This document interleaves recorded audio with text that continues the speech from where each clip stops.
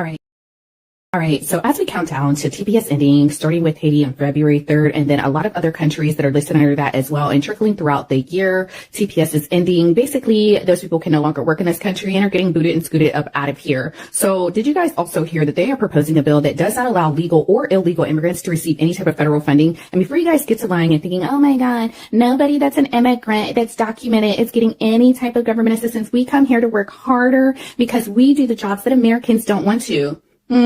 That has been found to be a lie also, because before you guys came here, who the fuck do you think was working those jobs? Exactly. So with that being said, basically what they're stating is no matter what, if you are a documented or an undocumented, and we know for undocumented workers or undocumented immigrants, there's not too many assistance programs. There's a few, but not as many as if you are a legal documented immigrant, that the Republicans are proposing a bill that states that you can no longer receive any type of federal aid whatsoever. It doesn't matter if you're asylum seeking. It doesn't matter if you are, from a third world country and you're coming over here, via any type of asylum. It doesn't matter. They're stating that you will not receive any type of funding whatsoever because essentially you become a burden on the U.S. citizens instead of being a contributor. And before you guys state that there's not as many immigrants that are on government assistance, that is actually a complete lie. There is a ton of people that are on government assistance, whether they're citizens or whether they're documented immigrants. And I personally feel like that's only fair, because what other country can you go to? Like, if I just want to move to Paris, I'm not going to be able to just immediately be like, yeah, I'm moving here and I need some, government assistance. I need some, whatever their equivalent of EBT, SNAP, or WIC or anything like that is. That's not going to happen, right? So I think the same thing needs to apply in the United States. And I'm not really sure why people would be upset by that, because I feel like that's only fair because so many of our U.S. citizens are not getting the care and the need that they deserve and that they paid into. Look at our homeless population. When's the last time you've seen anybody that's come here from these third world countries that are actually able to, get stuff above U.S. citizens? Because I see it all the fucking time. When's the last time you actually saw a homeless person that was not anybody other than a U.S. citizen? Anybody? Oh, exactly. So I feel like this is a part of putting U.S. citizens first and making sure that people that are immigrating here, yes, for a better life, but they're actually contributing to society without taking from society. Because how do you think that's fair that you guys come here, you say you want a better life, but then you mooch off of everything that we have here and then our citizens aren't getting anything? I don't think that's fair. And I'm pretty sure if you have good morals, you probably wouldn't think that's fair at all either. I kind of knew out.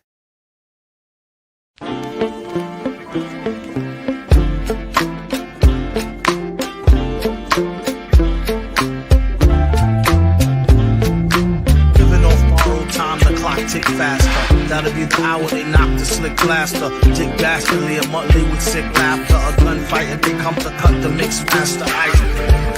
And living the true gods, giving y'all nothing but the lick like two broads. Got more lyrics than the church got ooh lords. And they hold the mic at your attention like two swords. Or you the one with two blades on it. Hey you, don't touch the mic like it's AIDS on it.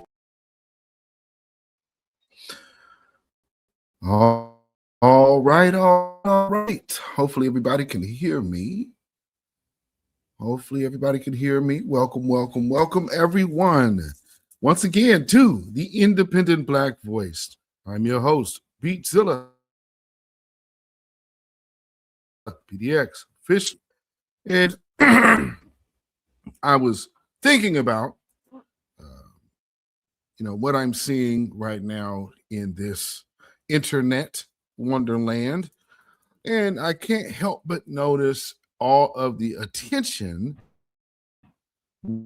we are getting directly and indirect, and people that don't want to admit we are the center of their attention while making us the center of their attention. So I initially was going to do a tape delayed video. But as you see, that is not the case today. So we are live right now in direct. So everybody hit that like button. Share this out on your social media, if you will. We are here live on a Saturday afternoon. Hopefully everybody is doing well. Yeah,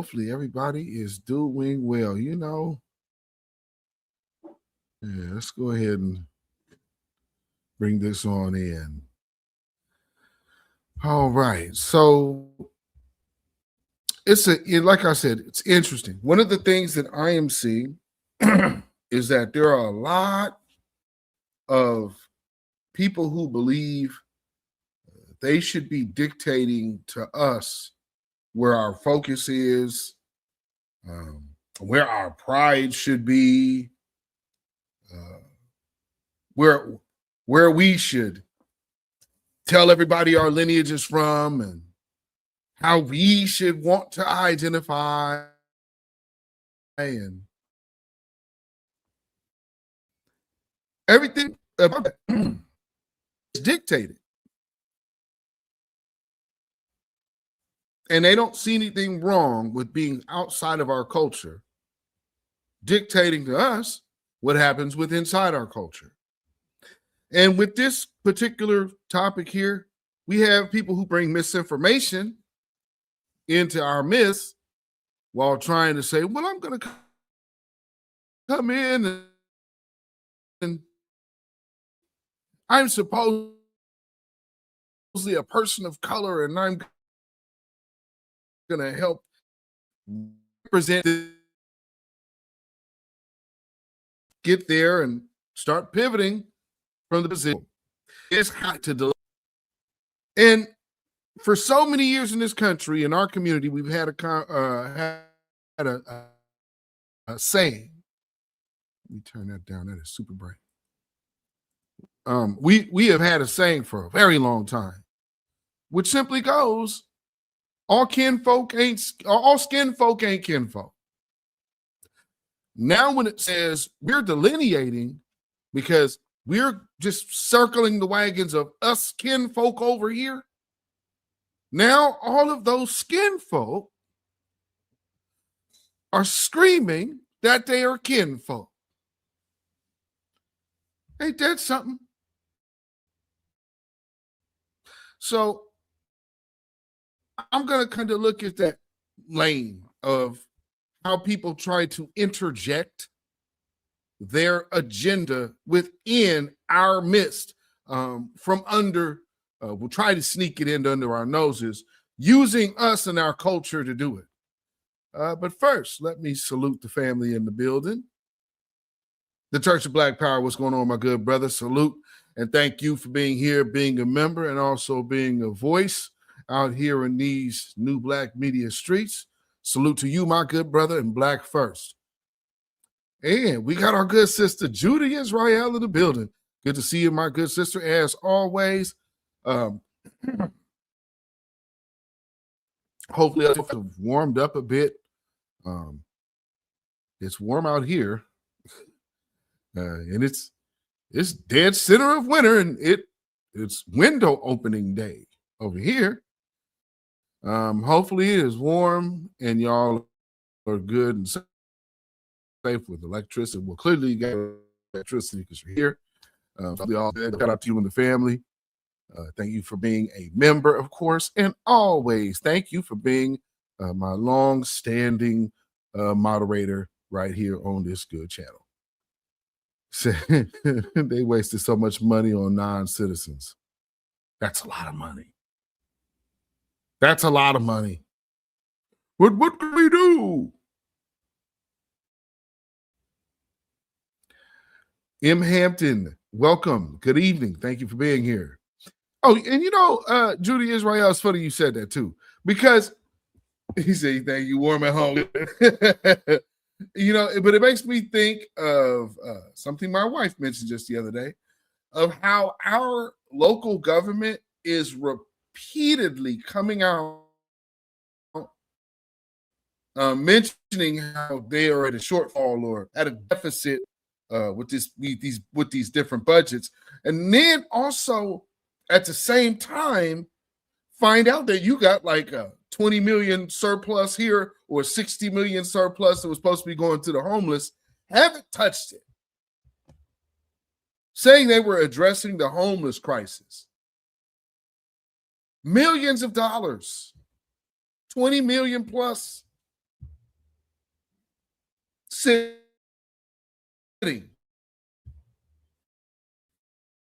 There's also a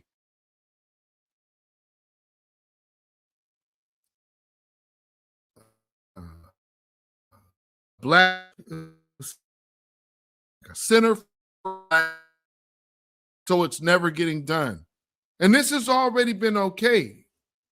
I think I think they hope that the Trump administration or somebody was going to jump on that, and he just didn't.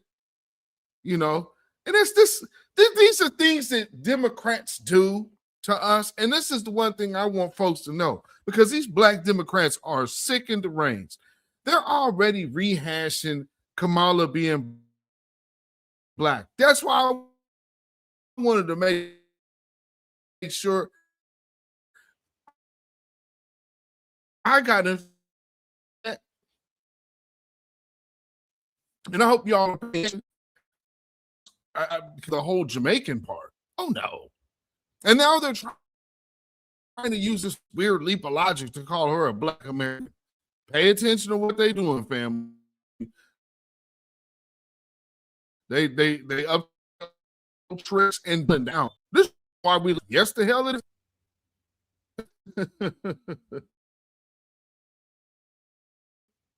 Yeah.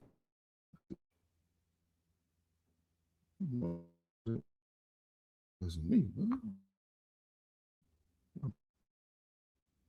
Okay. So other kind of examines that type of behavior. And also some on code, videos as well. So we gotta, touch on that real quick. Also talk about the frauds, the fraudulent Panthers or pro-black so-called voices out here that really are not. Who else we got here? We got English Show 777. Black First, thank you for being here on this good Saturday evening or afternoon, depending on where you at. And our good brother David Boyd, welcome, my good brother. Thank you for being here. Thank you for being a member. And also, shout out to you, tapping in from the good Bronx. And Church Black Power said they're refusing to relocate any of them or reallocate any of those funds to us. Ain't that the truth? Like I said, we have a thing right here going on right now that they already have the money for. They finding ways to slow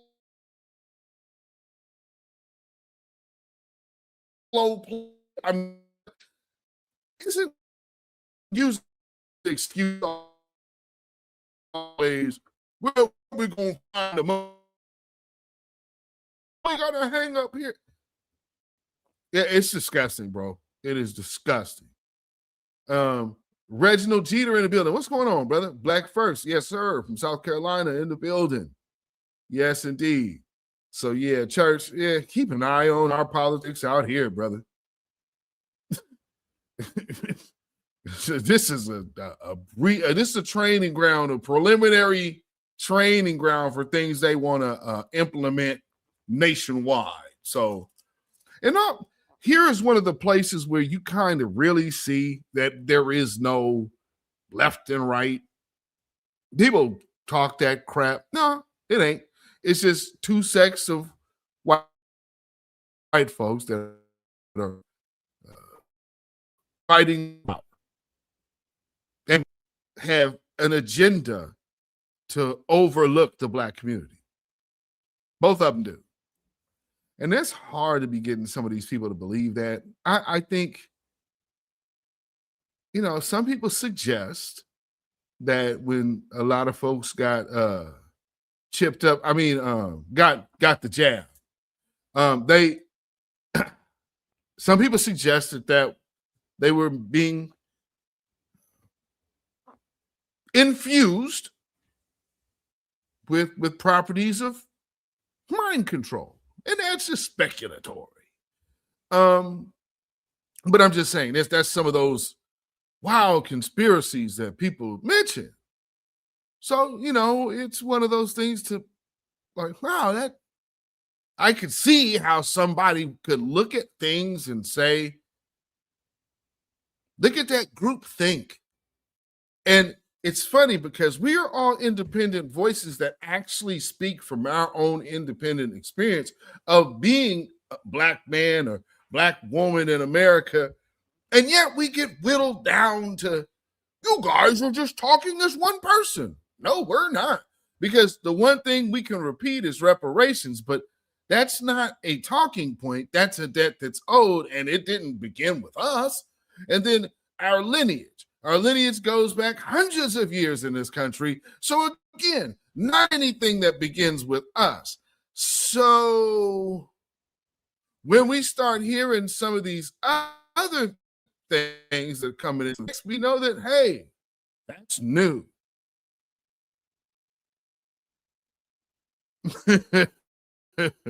And we have a few of these new people that have entered into the mix. And they, again, like I'm going back to the point of what we're talking about, infiltrated the conversation. And that's how we get to misinformation wars against reparations and FBA. Because, see, reparation also reverses the process of how a lot of these tethers have been surviving. And this is where I say tethers, because these people come over here and say that they've earned it.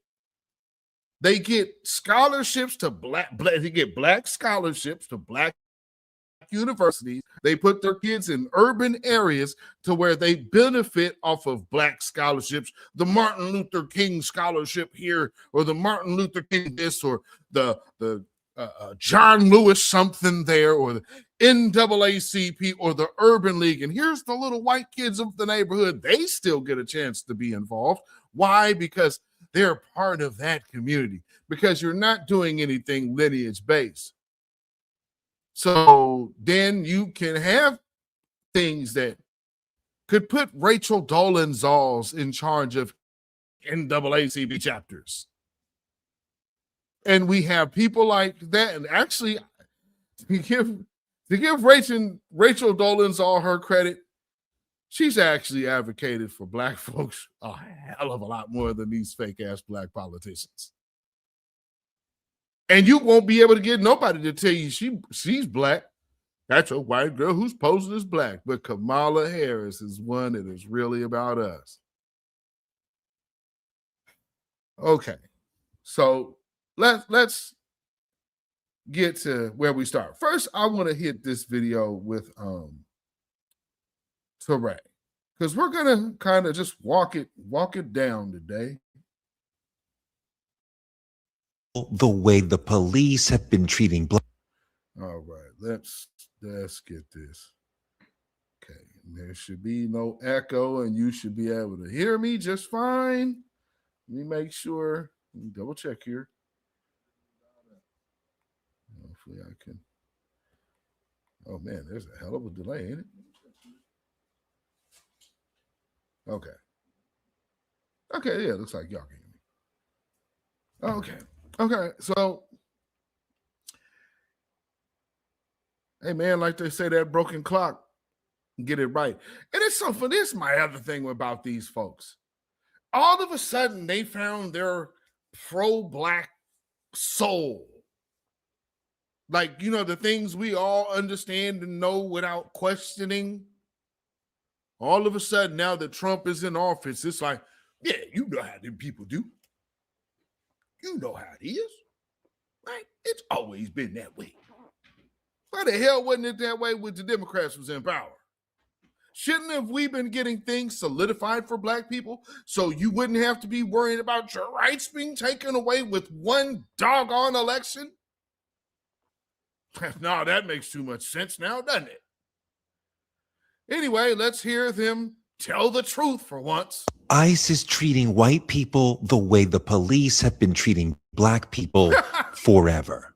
People been saying that. Cornel West Hell just yes. said it on Abby Phillip. So when you niggerize a whole country, you start treating all of your citizens the way Black folk have been treated for 250 years. So when I see the police killing these two precious folks, Sister Renee and my dear brother Alex. We've been afraid of the police and treated like non-citizens by the police forever. We've been getting shot by the police for a long time. I hope white people are shocked by how it feels to have the state against you. Cornel West just said what all the black people are thinking.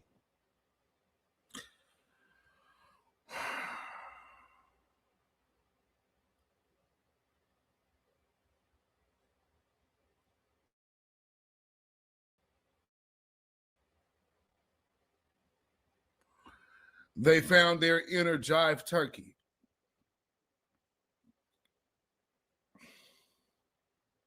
I mean, come on, man. Yeah, you know, they really finding out what it's like to be one of us. Because see, our soul is black.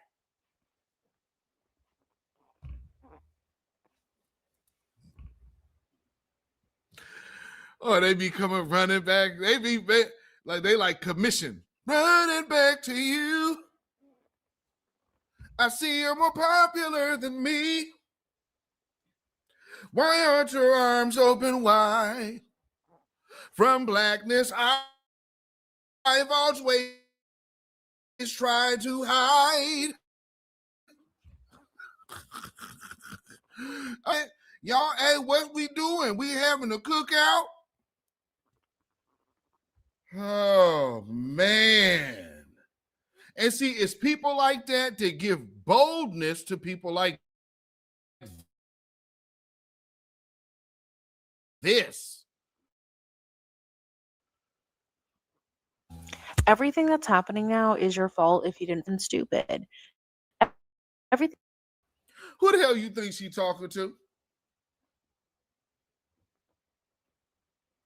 Who you think she talking to? If you've actually campaigned against her, you talking against you are you literally talking to Republicans? Because isn't that what they're supposed to do? Who this woman thinks she talking to?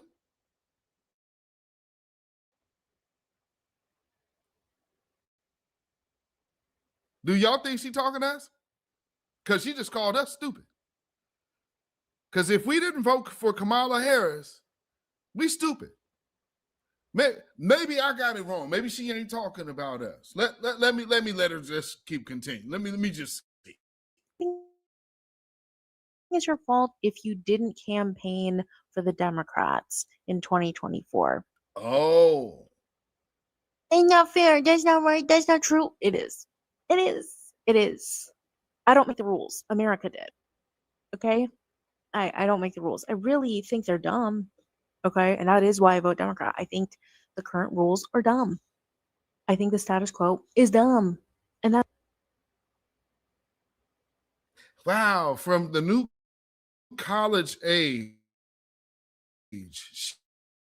she has lesser of two evils conversation. I mean, I don't like it being that way, but what else are we gonna do? Ma'am, before you were born, there was an election between a guy named George W. Bush and Al Gore. You weren't on this earth for that election, so I know you don't understand that most of us who are my age already seen this routine, and it's very, very corny.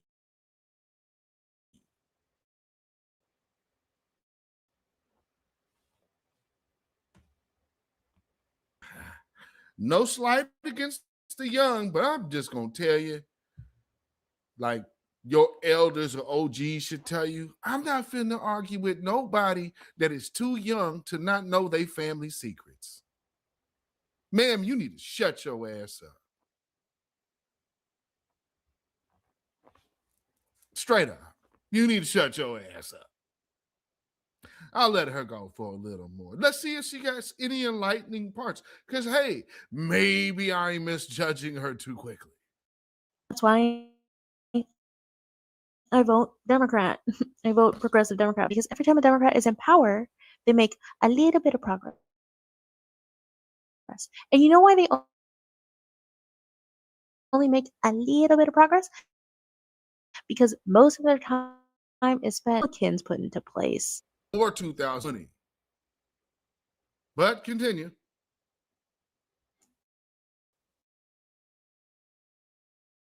as soon as they got back in power. Do you know how long the Democrats have been trying to get universal health care as a thing? FDR, he was the first fucking Democrat who was like, we should have universal health care.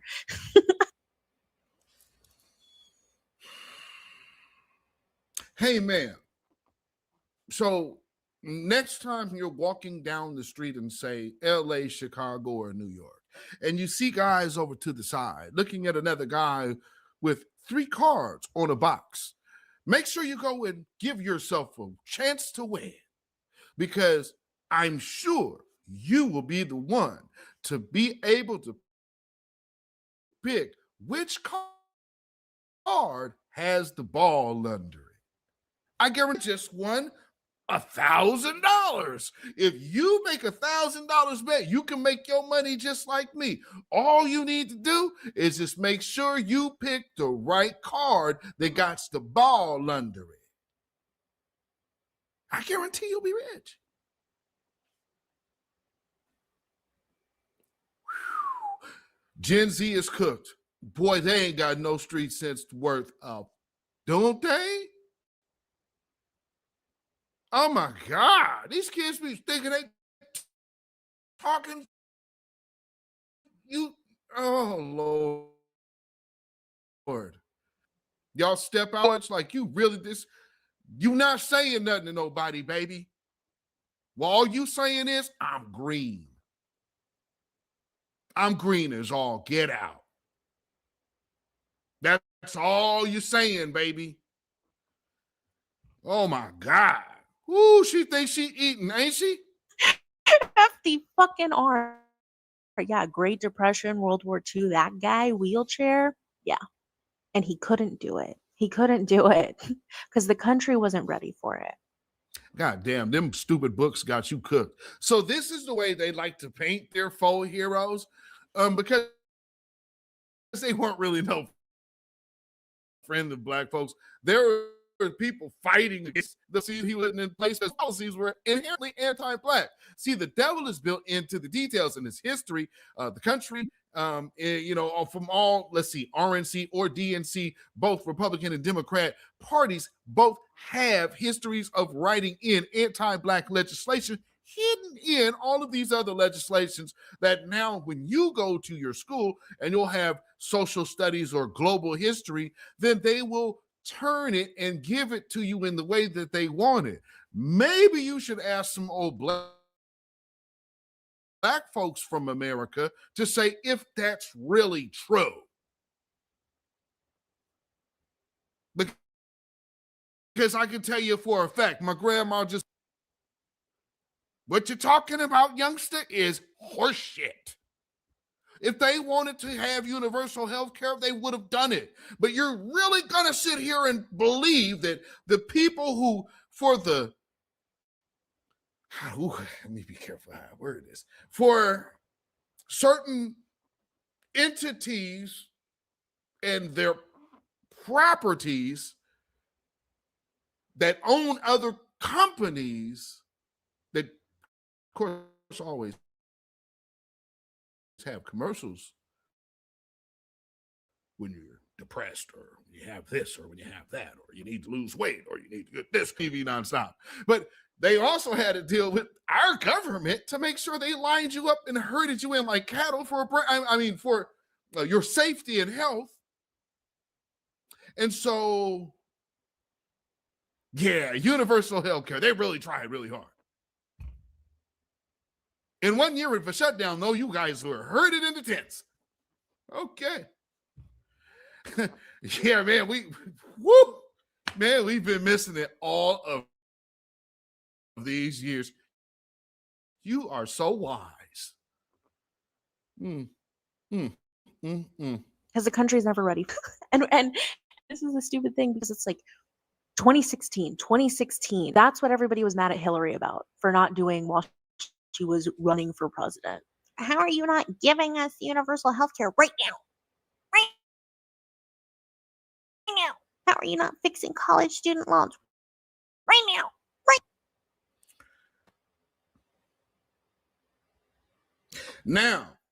Now we have the Taylor making lie. See, first I would chalk it up to stupidity. But now, see, man, you jumped over something there, because if you're gonna go back to 2016 and talk about universal health care, funny, there's a guy that you left out of the entire conversation. Let me remind you of what his name is, everybody. That guy's name is Bernie Sanders. Remember the guy that got snuffed for Hillary Clinton?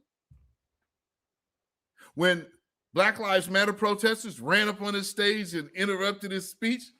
Y'all remember that? Oh, yeah, see, because democracy was working so great. And so, once again, the DNC party said, no, Hillary is going to be the one. Damn the one the people want. And what happened? Hillary lost. Oh, doggone it, y'all are so misogynistic.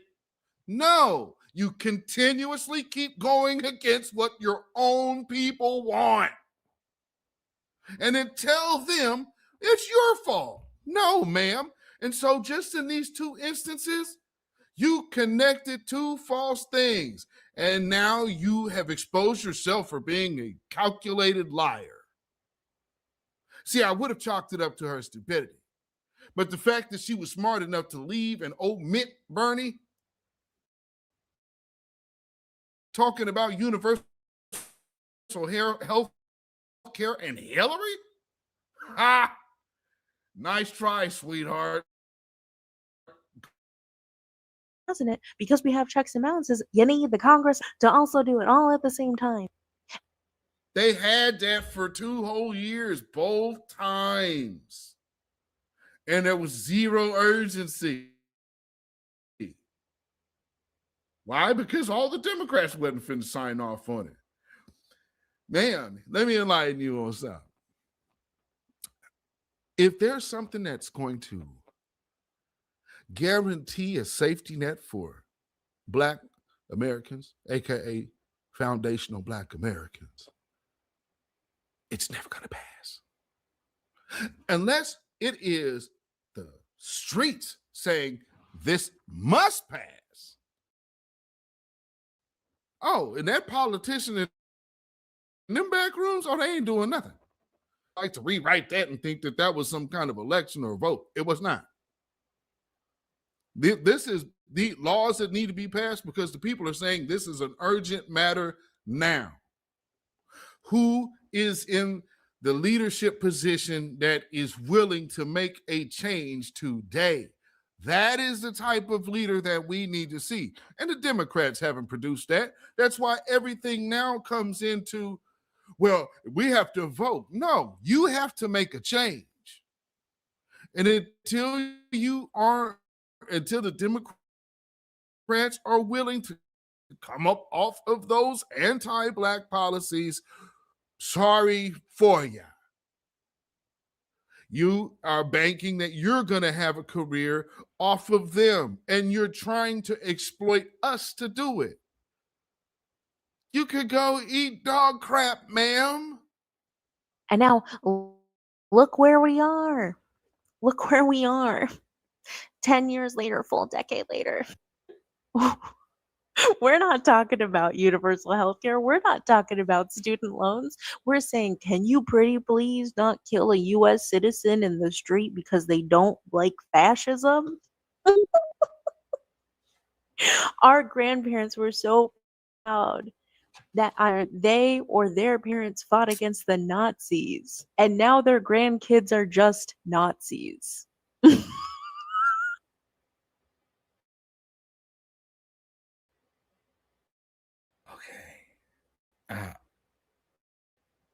I'll leave that.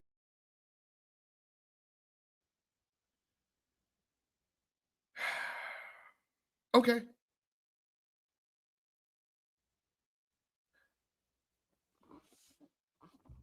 Young lady, are you aware that the Nazis took their game from America,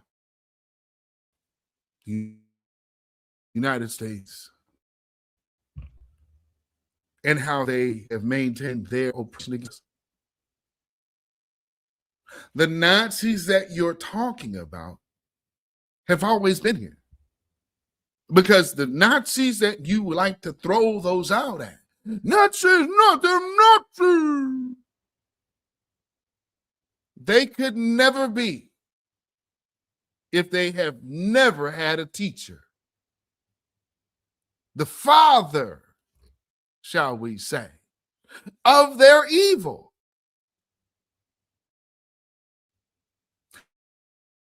That's one thing that all of these other countries and the rest of these world leaders, especially, they're not fooled. It's the people here, especially these young black Negroes, that they just think that everything the Democrats say is gold. Well, then, did the Democrats ever tell you that America's connection to those Nazis? And by the way, they weren't always enemies.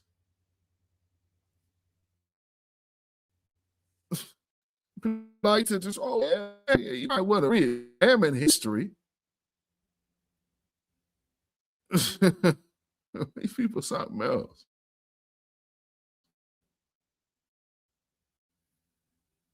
Let's see. So, the American citizens who are against fascism. You mean the American citizens who are purposely going out to interfere with law enforcement versus black people walking down the street, minding their business, or being in their car, driving their family home, or better yet, being in their own home, in their bed, being gunned down in their homes by police. The most we have gotten was say her name. Y'all are finding ways to have lawsuits. Oh, and guess what type of time it is? It's the type of time where Democrats don't have any majority, zero leverage. But guess what? They sitting still doing nothing. No, they're filing lawsuits. Wait, that can happen? You can actually file lawsuits to get law enforcement out of your town? What?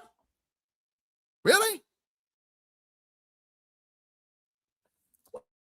Wow. Something the Democrats could do completely an hour, and Jordan said that he was going to do all of these things. They had to do shit for black people. We're supposed to say, like, well, man, they did something.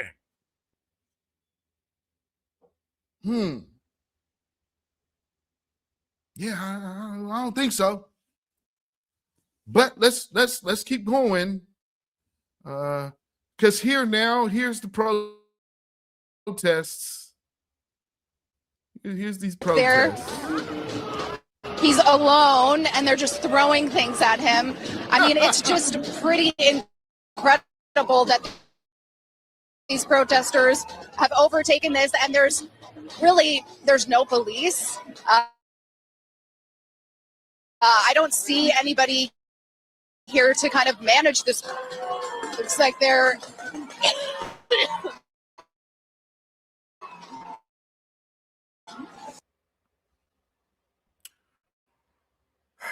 What did she just say there? Really, there's no police.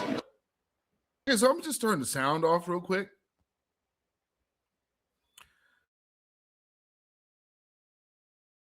Yeah, this woman just said there was no police out here.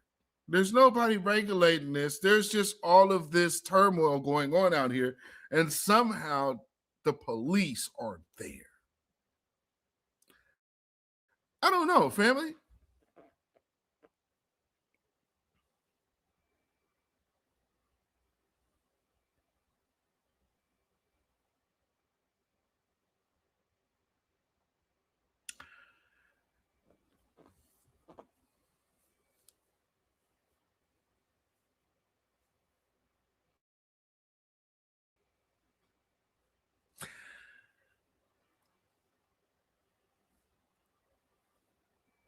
What did Pops on Boomerang say?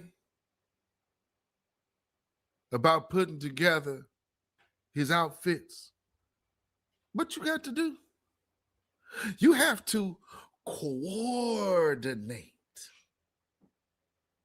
I ain't saying that this is a coordinated type of thing, but you know, if you got to put the ooh with the ah to make law,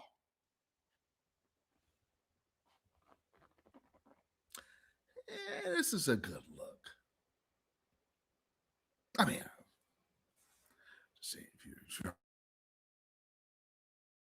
trying to say it. Yeah, let's make some hell. There goes the Megatron. Hold on, let's fix that.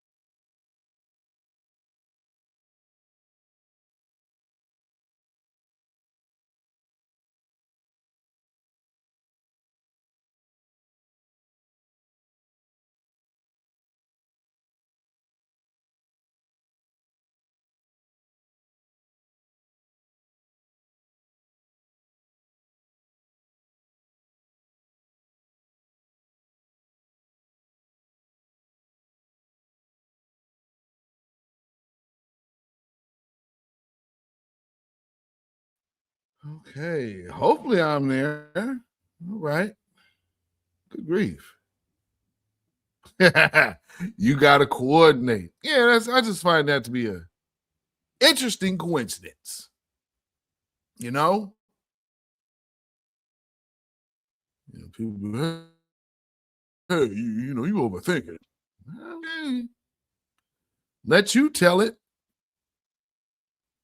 Now, let's see. Where do I want to go? Okay, so staying here. Yeah, staying here. and with everything that Black folks will do to support their candidate, we're at a crossroads right now to where we are having candidates are refusing right now straight up to even mention anything about Black folks. And I see right now they've got the full court press down there in Texas to make Jasmine Crockett a thing. They're trying to get her to win her seated district or whatever. Win her seat, because obviously when the gerrymandering thing went on, she lost her position. So she's leaning really, really heavy into the Latino vote. So much so that she has ignored Black folks. Black folks are photo ops for her. Of course, you can't get some of these Negroes to agree with that, but that's the truth. She goes around Black folks, has her photo op, and then she's over here worrying about the migrants. But she'll talk white supremacy, and no immigrant is this, and all immigrants built this country. That's a bald-faced lie. Only immigrants say that. So I always say suspected tether. Jasmine Crockett, who I believe is a cosplaying tether. She kind of favors Nigerians. Some people say she favors Haitians. At any regard, I absolutely feel deep down in my spirit that this woman is not one of us, and she does not hail from this lineage in America. You understand? So let's hear what she has to say. We all saw that photo of you meeting young Liam. Can you tell us about how he's doing and what that experience was like today? it's almost indescribable, which I don't think that anyone ever imagines that I'm at a loss for words. He attempted to kind of interact with him. Like I was like trying to touch him, he was so lethargic. He was never alert the entire time that we were there. I was his health. His father indicated that he was not eating, that they had determined that he was depressed, they being those that are there at the facility. That would be a thing that happens when children are separated from their parents.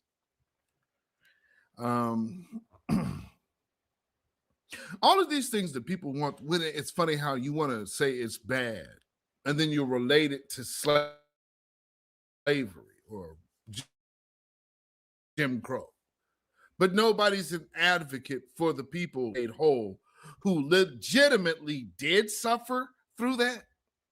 So if we're going to always compare, then shouldn't something be done for the lineage that has happened to? We come from a targeted lineage from our own government. Nobody else is in that position. Although it's funny, everybody else thinks they got an opinion. Anyway, let's keep going. They do have some psychiatrists on hand, and that he just kept asking about his mom and when they were going to see his mom and when he was going to go to school. But the entire time that we were there, and we visited specifically with Liam for probably about 30 minutes talking to his dad, and he never moved. He was motionless. He was awake, but motionless? I don't know that he was awake. Like, if you look at those photos, like, we could see just a slim portion of the white of his eyes. He never opened his eyes.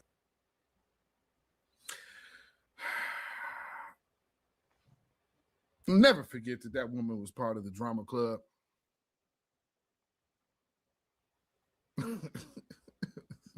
Good grief, that's dramatic. That is so damn dramatic.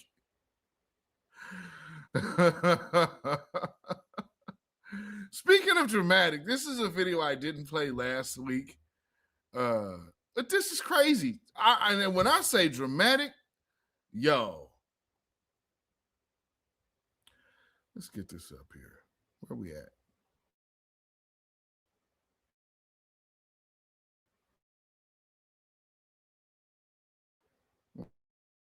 On now.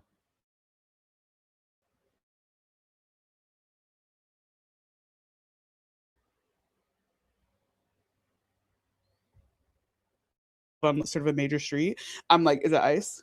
I'm just like, is it okay? Nope, not ice. Okay. There was a car this morning that was just idling in front of my neighbor's house, and I just sat at the window because I was like, because it was kind of like an ice car. It was a kind of car that ice be driving. So I was like, and so I just sat there and watched, and it was just like a dude who was like walking back for something. I was like, oh, okay, it's cool. I hear squealing brakes. The sound of squealing brakes sounds like whistles. And so there's been a couple of mornings where like a school bus has gone by and I've heard squealing brakes, and I'm like, and it puts me into like fight or flight, because I'm like, what? Okay, no, it's just I'm driving around.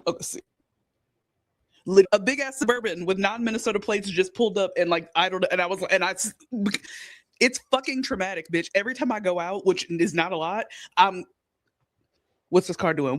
I rolled up on a car. I was driving the other day. I rolled up on a car that had deep dark tinted windows, and I just pulled up beside him and was just looking inside. Like, this shit is traumatic, bitch. It is hard to describe the way that I feel like my like brain and my like body have been rewired by this experience, because it's like you are just constantly on the lookout for like danger, like an act threat, and it just feels, and you can feel it. It's palpable. Everybody can feel it. You walk into a store and it's just quiet. People are just, it is fucking, it's eerie and it's scary and it's fucking terrifying.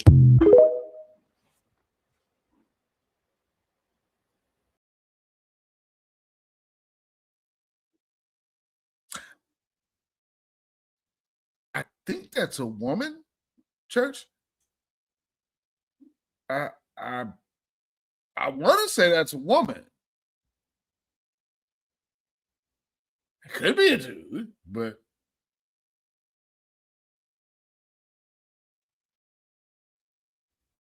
I'm pretty sure that's a woman. Yeah, I'm pretty sure that's a woman.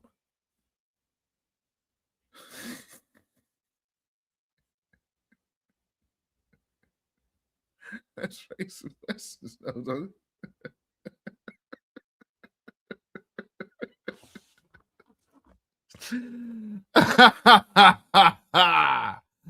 oh man, that raises some questions now, don't it? Now,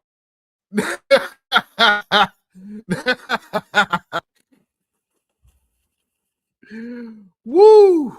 So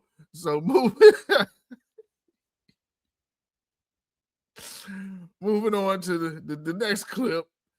I wanna put this here because we may actually visit this again. Matter of fact, let me do this because I want to make sure I just keep this on deck because this is important, and I'm gonna continue to go back to this.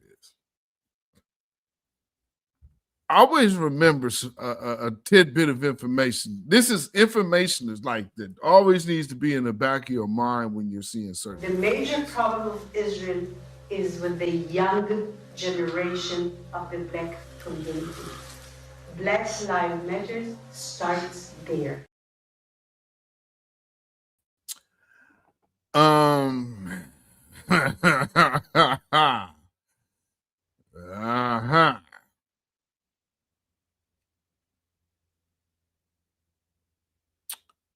Yeah. Black Lives Matter, it starts there. And really not Black Lives Matter, the group, because of course we know who behind them, but they mean the Black grassroots. I guess us real Black Lives Matter. We're the I think. See, they say Black Lives Matter, like the people who will chant the slogan, and then they say Black Lives Matter, the people who really mean it. That being us. The people who really do care about Black lives, yeah, that means us. She ain't talking about a slogan. Anybody go, well, that she just means no, she don't. You tell yourself that if you want to. Oh, no, she don't. That's exactly why. Let's be clear about that. Let's really be clear about that. So I'm not going to sit here and say I'm going to do something that's only going to benefit Black people. No. You better know it. Now, in the meantime, here's other Black politicians that have so much to say on behalf of other groups. Like this one here. Process is the punishment. The New Yorker notes in December, you'd already racked up close to $1 million in legal fees. What do you think this message sends to Congress members, legislators all over the country? Well, I can say what message it needs to send. Black folks, when illegal immigration is not your affair, don't put yourself in harm's way laying on the railroad tracks to try to help illegals evade ICE. And most definitely, if you're a Black politician, there is definitely no need to throw your entire career away trying to sit up here and lay on the railroad tracks, trying to save and help illegals dodge law enforcement when you've been absolutely MIA for Black folks and our empowerment. And And so we're hearing all of these people going out of their way for these other groups. Why? Because there are other influencers that know why Black America ain't getting involved.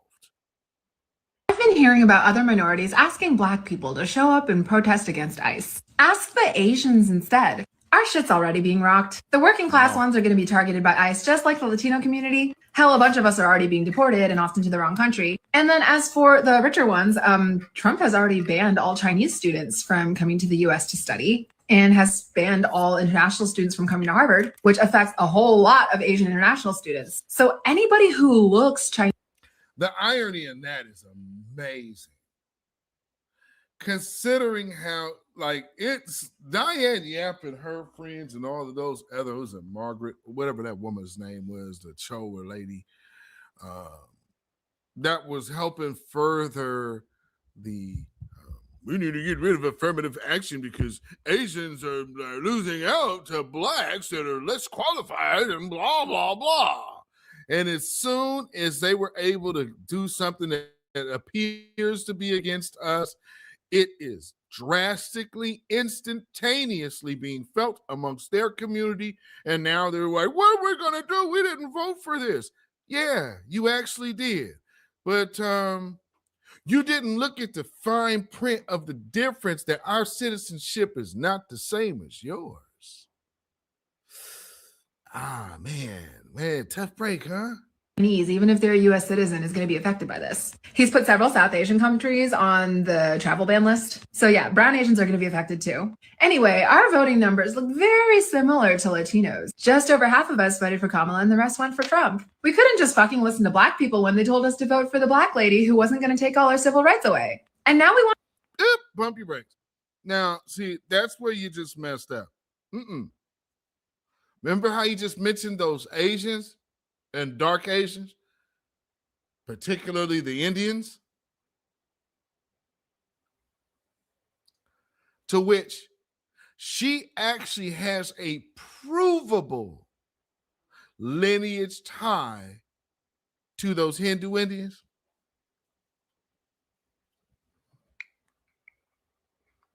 Why didn't they support her? And so, if she's so great, why does she need to run as a Black person, to which she's not, versus the community to which she's actually from, which is the Indian community? It doesn't make any sense.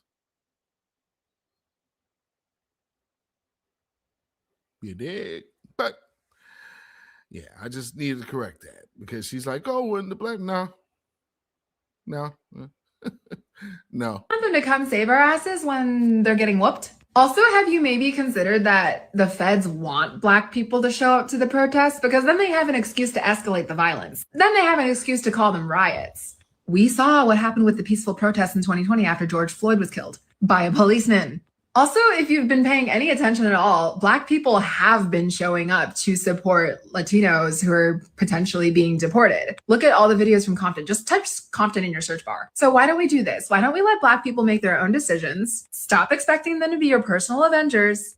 Mobilize the Asians. I know that if I'm in front of a cop at a protest, he's going to think twice about doing anything to me. He's not going to give me the same grace as a white person, but he's definitely going to give me more than he gives a Black person. And if you can't go to a protest, just fucking say something, especially if you live in California. Asians, I know there's a lot of you over there. I was born in the Bay Area, so I feel like I should say something. Anyway, yeah, mobilize the Asians. Stay safe out there. Now, here's the other issue. And so on the we are talking about the misinformation.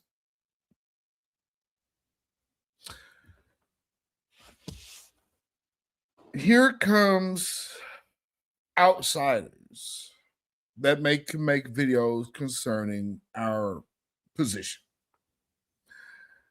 The problem is that they always seem to start interjecting things in the midst of what they're saying, which again aren't accurate.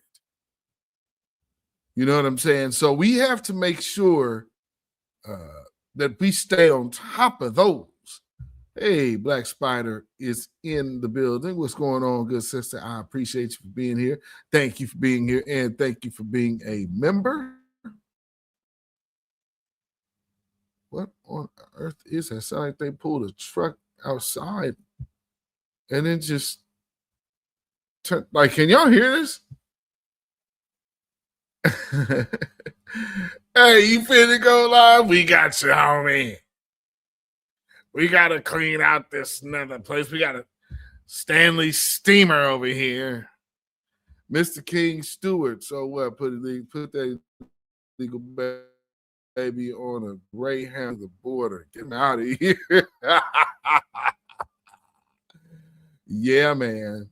Have no issue mentioning slavery, man. So again, these outsiders who will try to talk on our behalf or our lineage, and even like some of our checking our historical groups and brands, such as that Birdsong snitch. I mean, that Birdsong character who now is calling themselves the Black Lion something because they've been told to stop using Black Panthers. And see, here's the thing: you can't dress up that.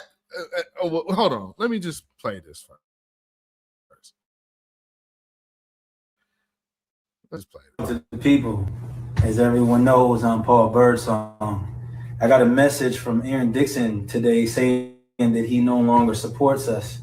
That after he gave me orders to make a video saying that him and other members were coming, that he withdrew his support, and that he said that this situation is unimportant to him, even though my comrades have risked their lives and spent thousands of hours of their time and dollars and in life standing behind a cause. He said saying no one has the right to call himself a Black Panther going forward. I told him to make sure that he now just on GP, for a few of these guys, because I haven't really paid a lot of attention to these dudes, but as I'm sitting here just looking and watching, and we're seeing the energy that we're seeing, something comes to mind. Where's your family from? Where's your family from? Like, hey, my man, on the end here. And the second, so the two up right here on the right, like especially this dude right here. Y'all see this? Can y'all see my mouse? That dude. Where's your family from?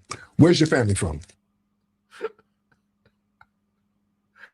Anyway, let's hear some more. I put in that statement that he did, in fact, give us the right to call ourselves that, because I still have the messages where he did, just in case he doesn't.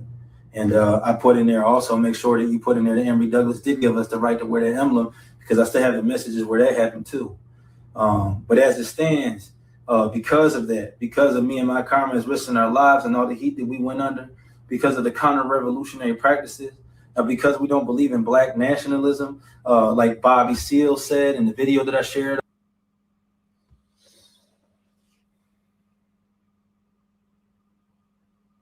He doesn't believe in Black nationalism.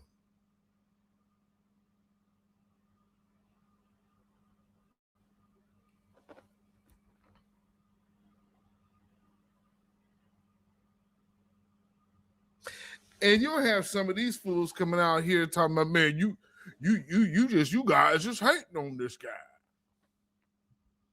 When you got people coming out here saying things that they ought not be saying, you should know better. And this dude is obviously an op. And so now he's, and I keep noticing the little weak jabs he keeps taking at real Black Panthers, because he's trying to act like he's slighted or something because what we put to work in. Family, y'all remember? Do y'all remember the little monkey puppet? He had a channel. He would do it's like 2 minutes of Black empowerment. And he was trying to get, I think he was trying to start a boycott or something of the sort. And so he kept trying to get Professor Black Truth to promote it. And then also was like behind the scenes trying to get people to hey man, maybe you could bring this to, so maybe you could help me. And like, look, that's on you. If a person doesn't want to rock with something, then that's that. Can't nobody make nobody fool with you. And on top of that, he already said with Professor Black Truth, he said he doesn't rush out to endorse people. And I don't blame him for that at all. That's a wise position. And so he got this monkey puppet dude gets upset because people aren't promoting his thing. I'm like, we all got channels. That's like me cussing out everybody I know because you're not promoting my channel. You're not promoting my YouTube channel. I know you. You're part of my friends list. Why am I not on your page?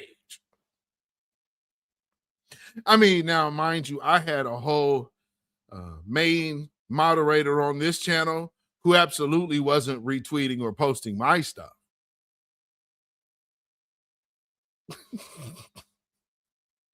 And so for that backstabbing person, we had to part ways because these are things you notice. And this is a person say they're supposed to be rocking with you. And I never brought this up. But it's something that clearly could be noticed. How you going to be my moderator and here you are resharing everybody else but me? Don't that look kind of tacky?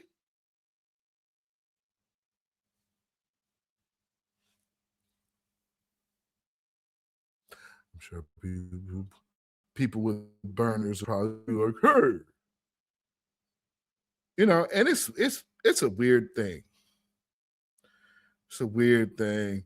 I really wish more people out here would do their better homework and due diligence on situations and really just have a little bit of playerism in you so then you can understand things more so than just a woman giving you a teary-eyed spiel because you ain't used to broads being cussed out for backstabbing shit.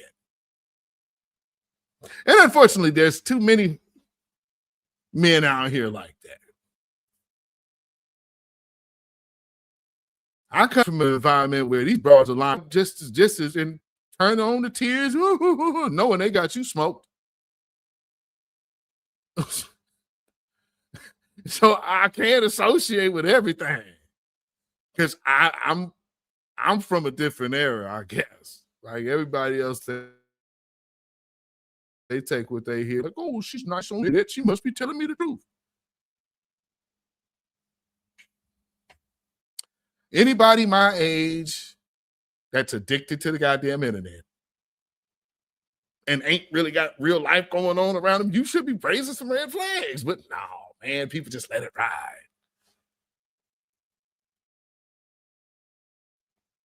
So at some point, we should say it is what it is. I'll be the only one with good judgment over here.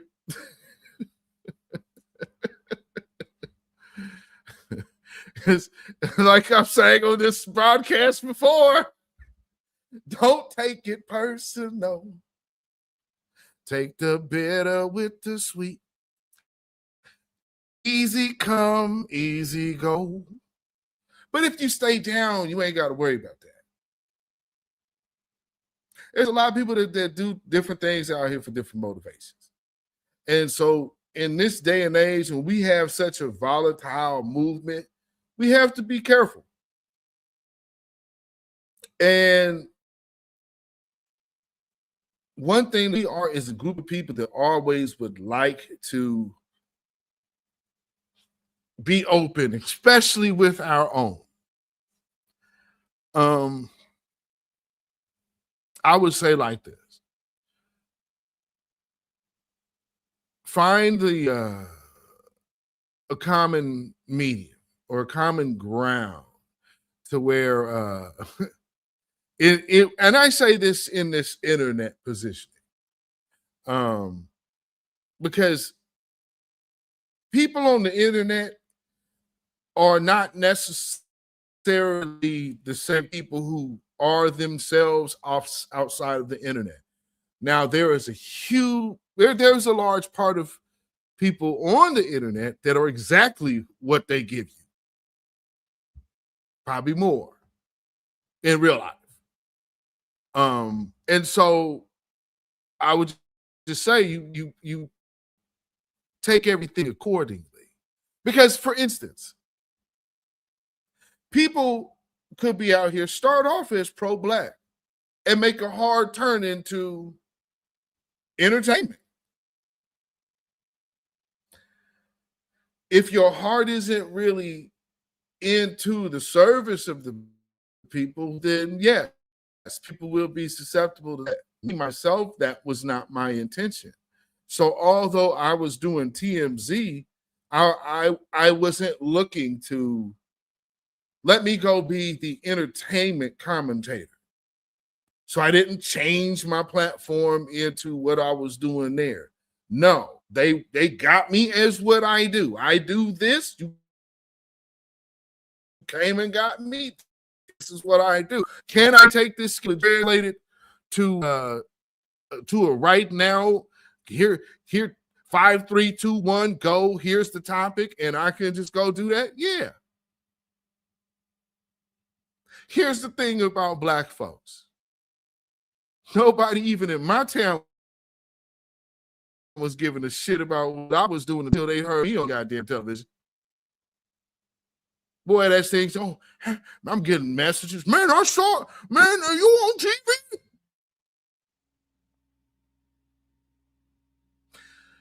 I do this for the love of my folks.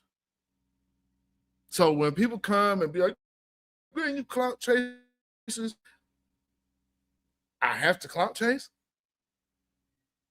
No. My rating on screen is swell.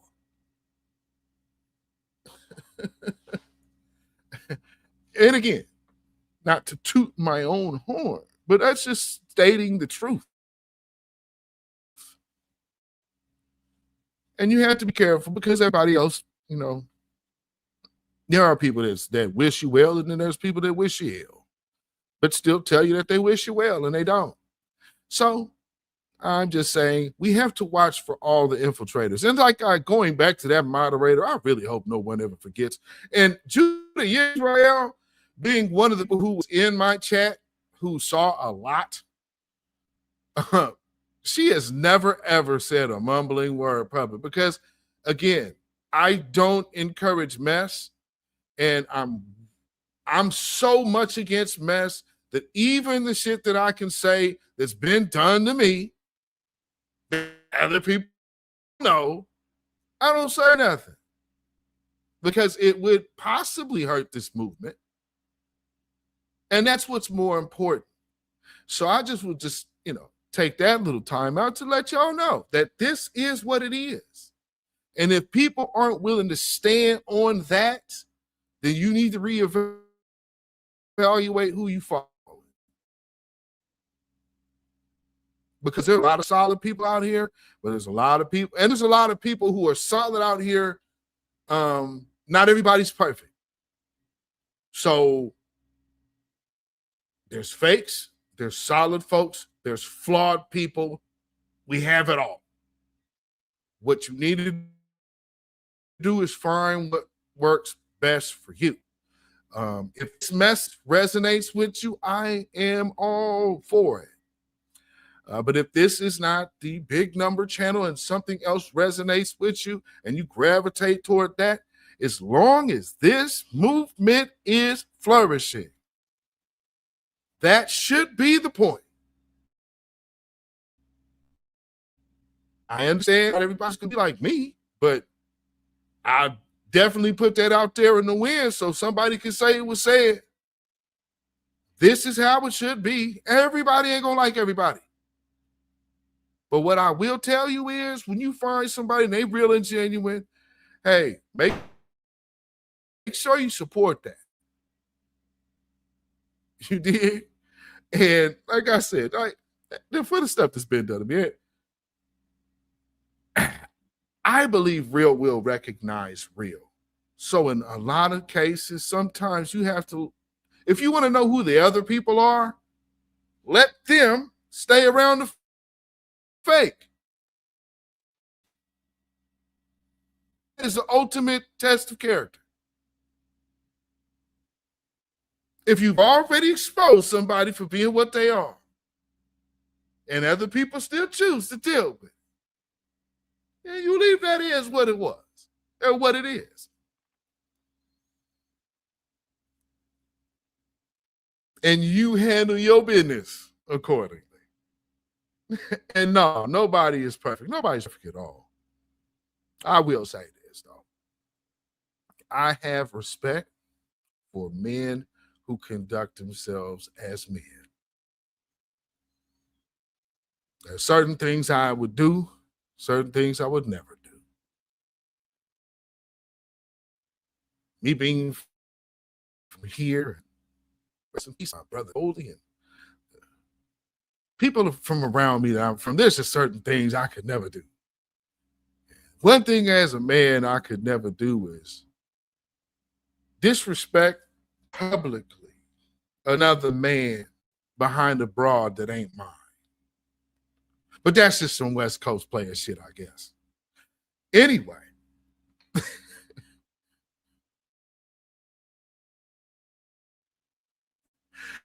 So, hey, church, you know, and at church, I have to say that here. I wasn't gonna say that on your broadcast when I was asked, but you know, I'm always keep it G. So for me, I'd rather deal with an individual.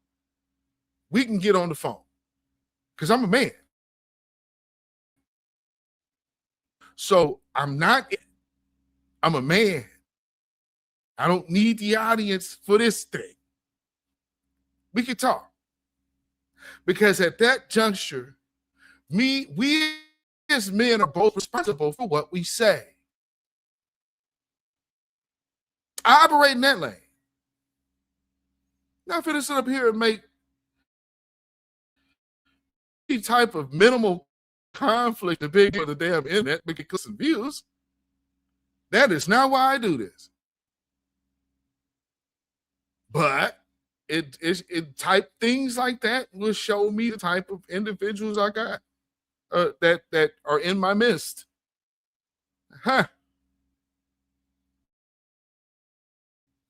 And backstories. Like I said, there's backstories behind all of the stuff, and I just am not one to tell a book.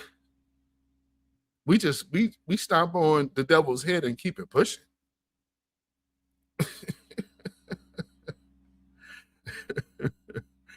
That's the primary focus here. I'll be damned if somebody get me off my square to be like, man, why don't you argue with me over here? I ain't got no time for that, nigga. You can take that somewhere else. I mean, now, if we really had an issue, we could get on that goddamn telephone. And that's when the real man shit can pop out. Talk your shit to me when nobody else is around. Then I can respect that. And do you know for a fact in that whole ordeal, one of these fellows, I said, hey, call me. Come to the space.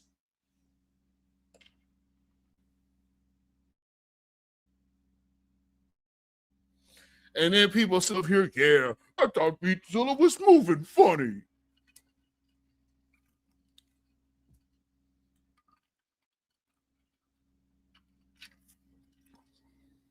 There's too many bitch-made fellas dressed up in machismo.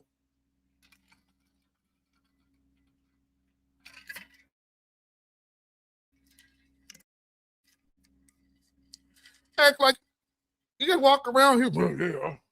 Yeah, man.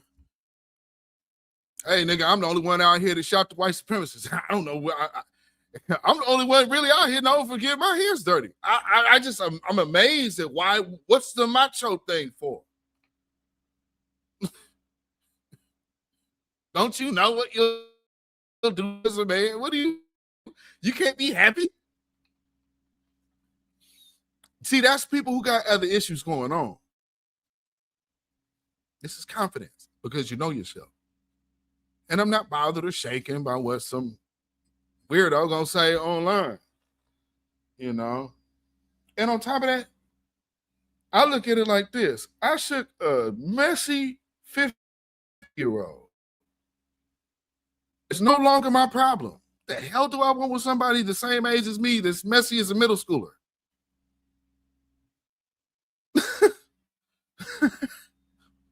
No, sir. No, sir. And then what add insult to injury after all of that, you know, these weirdos have burners and follow me under these burners.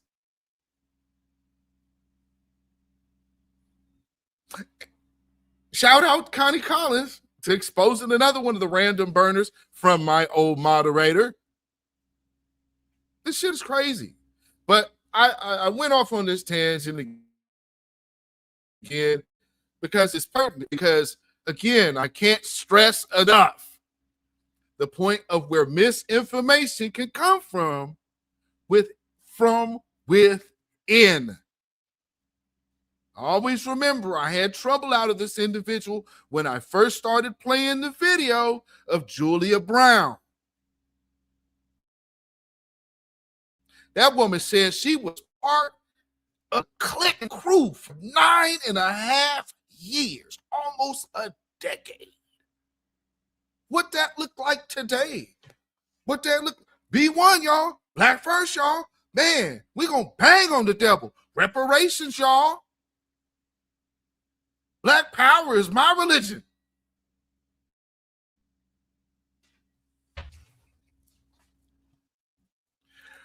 Woo! Let's go. Let's go.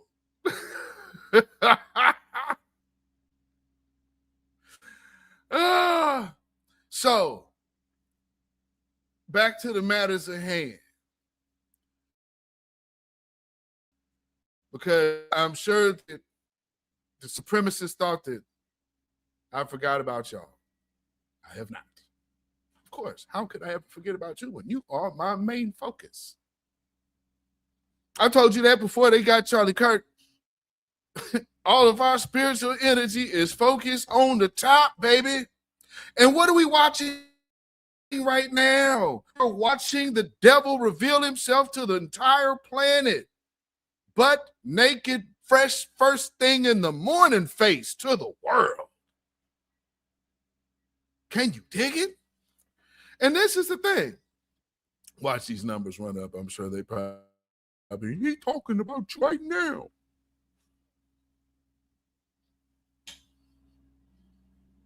Don't tell on yourself being over here that you also over there. Just saying. Don't they tell you I'm smart? I know sometimes I just act like ass, but I mean, don't they tell you I'm smart? I'm just saying. Anyway.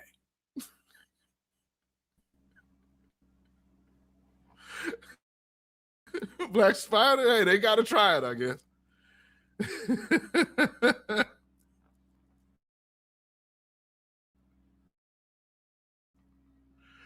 He has always been violent, imperialist, and evil.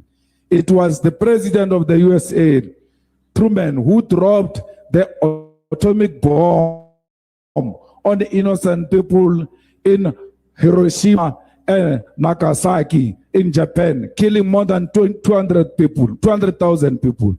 It was Johnson of the USA who invaded Vietnam and under his authority, undermined the UN rights. George Bush, that Iraq and Afghanistan had weapons of mass destruction in order to justify causing instability in those nations in order to steal their oil. It was Barack Obama who threatened the death of Brother Muammar Gaddafi. Until today, Libya has not recovered. I said this to highlight to you that Donald Trump is simply continuing a tradition of violence as foreign policy by the USA.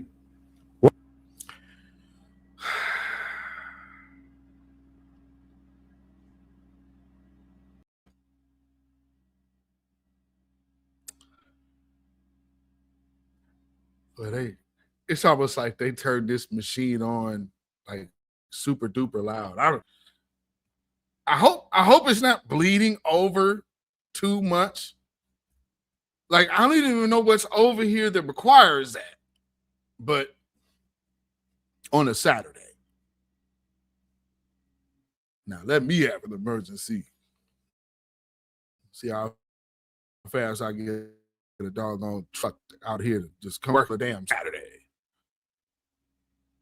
And of course, it ain't on this side. We got to come all the way to the back. Oh, it's got to be right here, next to all the windows. Lord.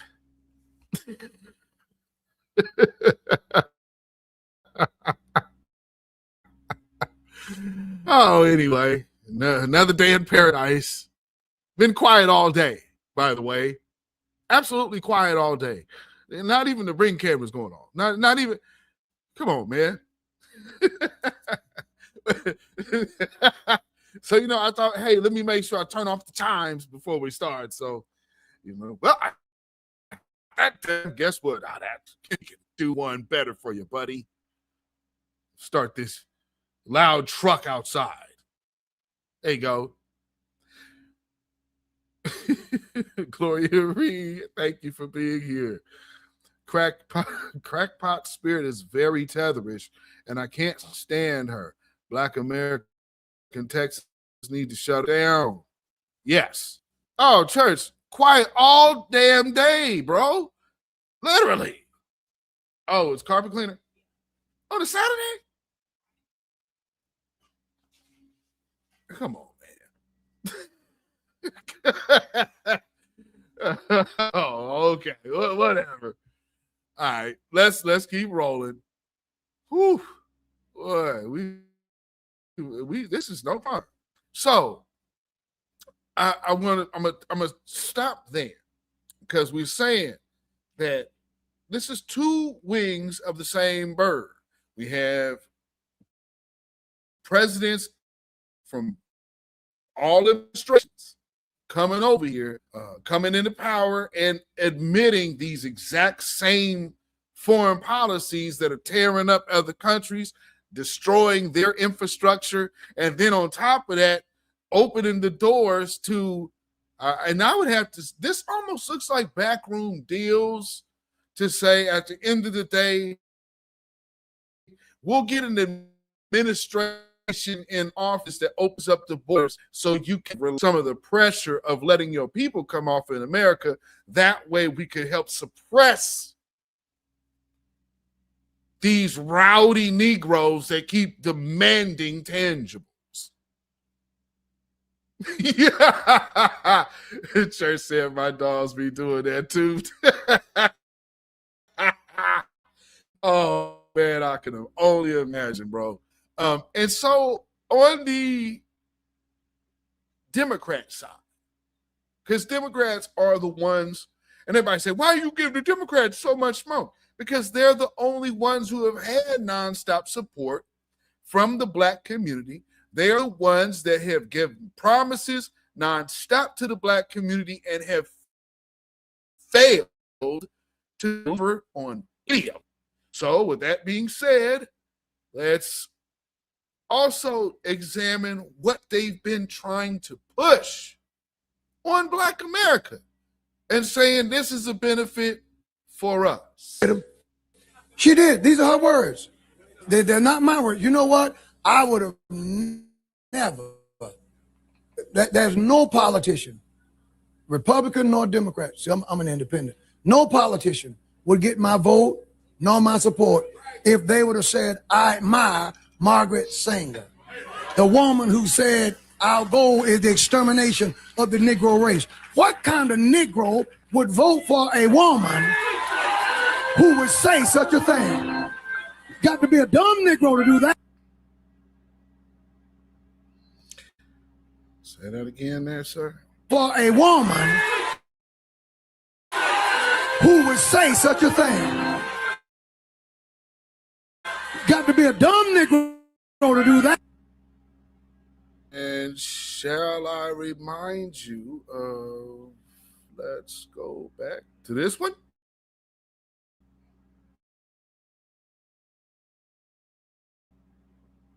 Everything that's happening now, if you did vote for Kamala Harris, campaigned against her publicly, that's fucking weird and it's not weird and stupid at all if you know the history of that party, ma'am. And see, shout out to an elderly black man, because we got these young children coming over here talking crazy that really just need some straightening out, because they don't seem to understand what type of time it is. Oh, but here's maybe something she might understand. Let's see if this makes any sense to her. First growing, well, very small generation of middle-class Mexican American advocates fought back. And this was an example of what some scholars have called the other white race strategy, of which Mexican Americans for a large chunk of the 20th century, the advocates, sought to be claimed as white because all rights were conferred on you only if you were white. And so the longest time, Mexican American advocates sought for this whiteness. And the example of going to your congressman and saying, "What? They took us out of the white category, put us back." That was a poignant moment. We know that this other white strategy had its problems. We know the famous case in the 1950s in which a Mexican American had been convicted of murder, and his lawyer said, judge said, "Well, Mexicans are white and the jury's all white, so what's your problem?" Clearly an imperfect strategy. So by the 1950s, Mexican American advocates began consciously and subconsciously sort of to adopt the increasingly successful strategies of African Americans. And they then had to toe this very delicate line of trying to be designated sufficiently enough minorities to take advantage of Brown versus Board of Education and protections for minorities without losing their whiteness. So they played this dance for a little bit. But then with the advent of clearly race-based answers, social problems, the Voting Rights Act, affirmative action, Mexican Americans by the late 60s and early 70s said, we're people of color too. Overnight, Mexican American advocates had fought to be white. The last part of the 20th century, hey, we're people of color, what are you talking about? I say this jokingly, and I've gotten some horrible email, but I don't say this to disparage Mexican Americans. I think it's quite brilliant myself. Because it's the system that's stupid. And your ability, can you really blame a person for trying to manipulate a system that's really done you no good?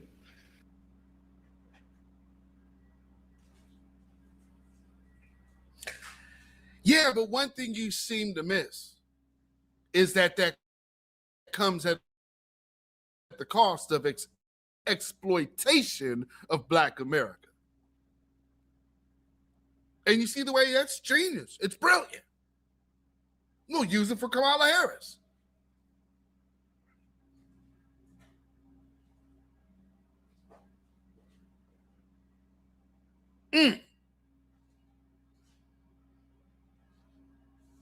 And so,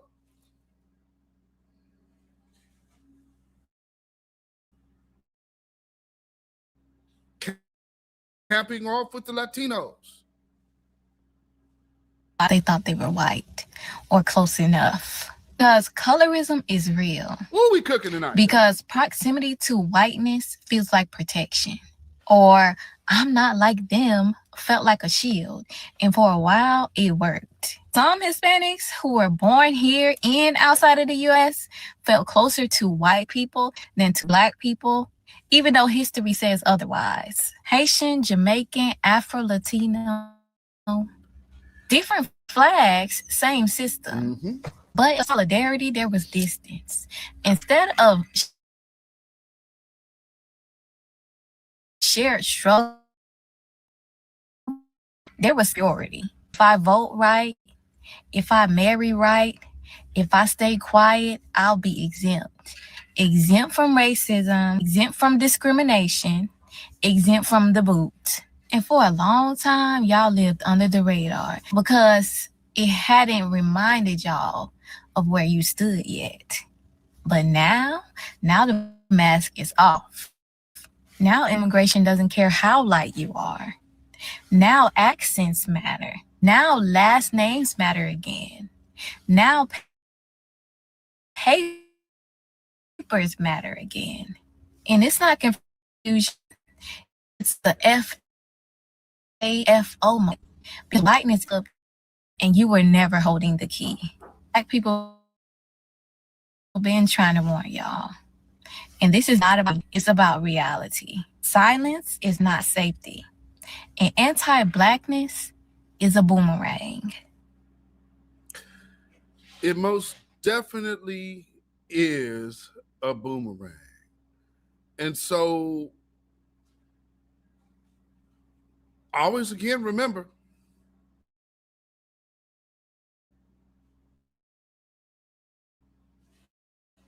the mission community. Black Lives Matter starts there. So if you jump in league with time, these are your genocidal maniacs, well, then you're going to have to hold your own nuts. Because what we don't have to accept is people coming around us talking like this.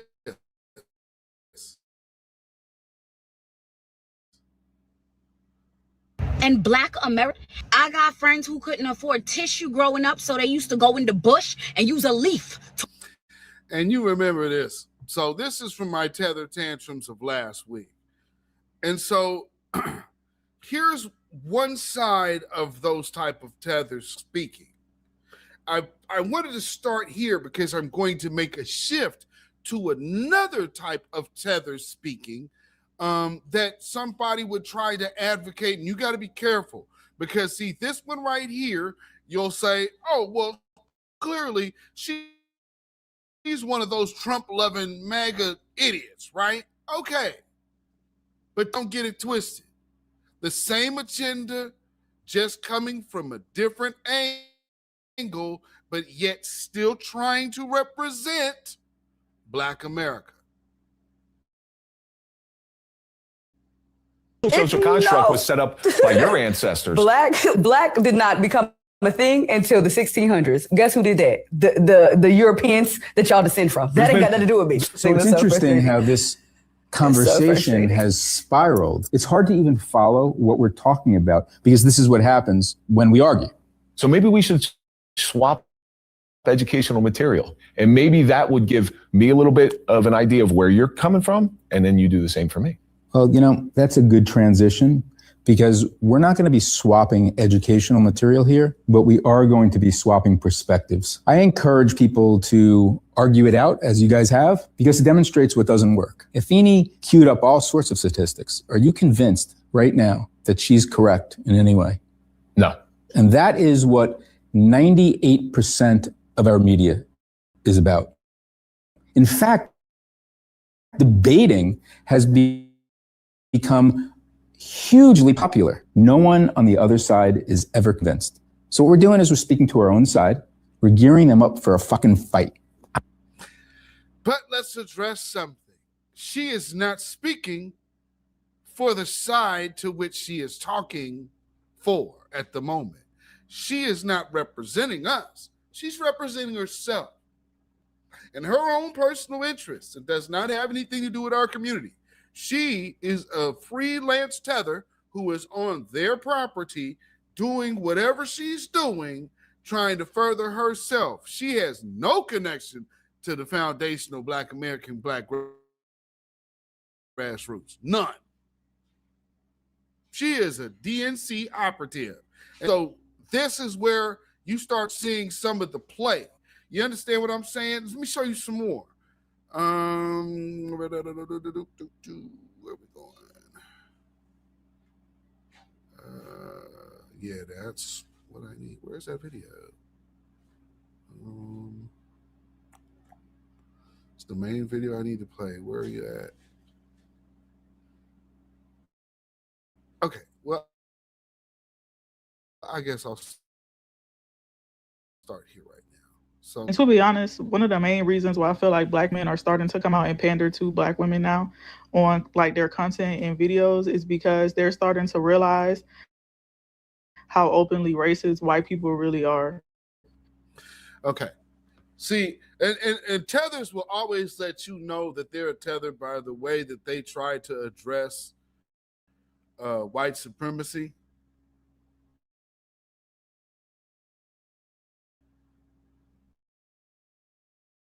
And lived with American whites, talk of it and about it like in passing.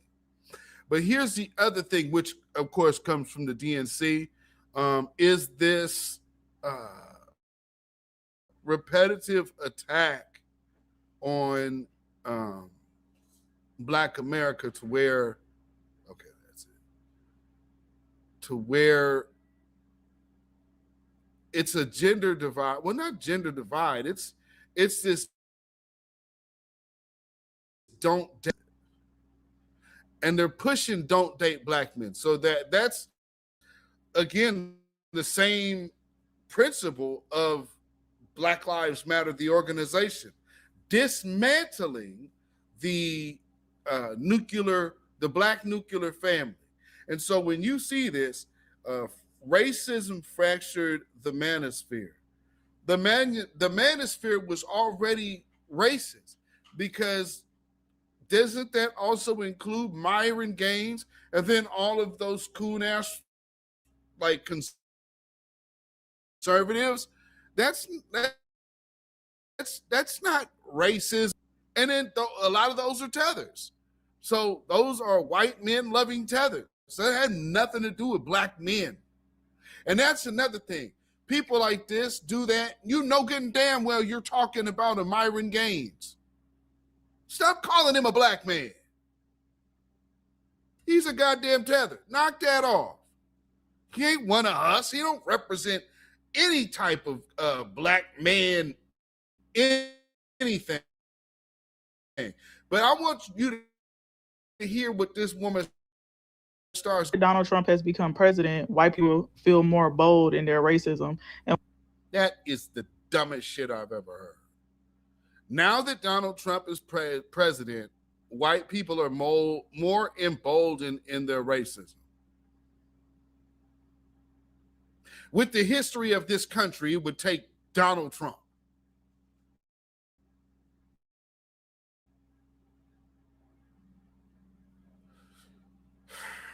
When did racism, like I'm trying to understand, where is this racism being emboldened at? What's new?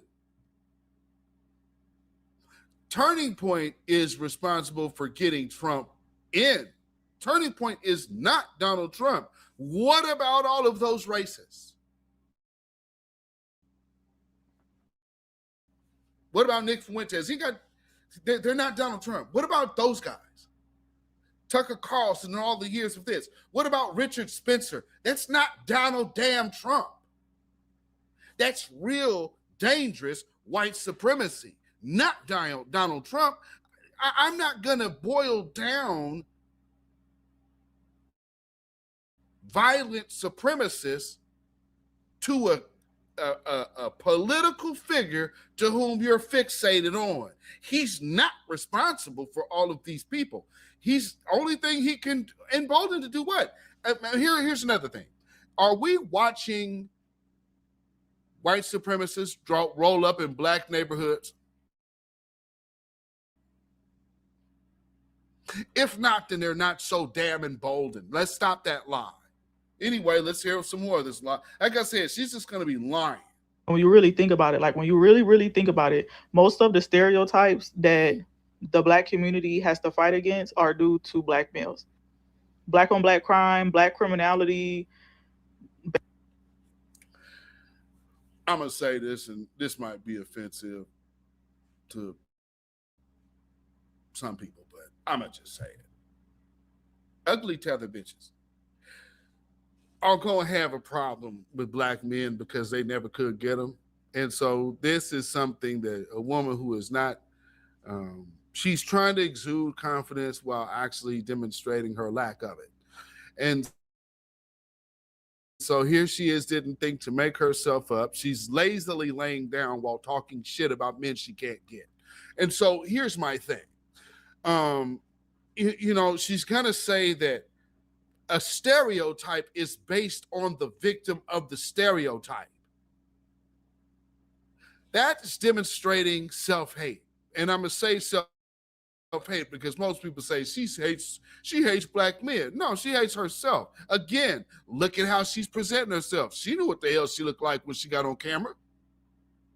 She didn't feel that she could get herself, well, I'm good like this. No, sweetheart, you're not. And if you ever want to attract anybody, then you might want to consider the fact of the moments when you present yourself before the world not looking like this. But anyway, let's keep going. Baby mamas, welfare queens, when they be talking about the 13% of people do this many murders or violent offenses, they're not talking about black women. They're talking about black males. Even other jealous, idiot, lying, white supremacists. Those are liars. Why is she giving validity to white racist lies? So she's talking as if everything that the white people said is facts. Are you seeing the colonized mind thing at play? This is another thing that I believe has ruined the modern dating culture, is these third world people, especially their women. And all of this false expectations of what this comes from a woman whose streets never saw sidewalks or pavement. But they come to America and every woman's supposed to get a man with 6 figures and no kids. And he's going to want all of my 7 children by 8 daddies. And going to treat me like a Disney princess. That comes from a woman whose roof was leaking her whole life. That shit ain't real. She's looking at Tiana kissing the frog. She believes that that's real life. I'm going to come to America and I'm going to be Taye Diggs and Shania Lathan. No. Neither one of their relationships work. Speaking of Shania Lathan, ask that other brother how his career was working out while he was dating her. Talk about relationships in Hollywood. Ask Omar Epps. He had to give that up if he wanted to get back on. So it's either your career or that woman, partner.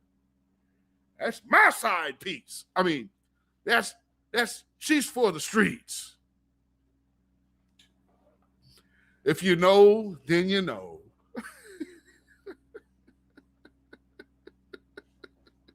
Is she reading cue cards?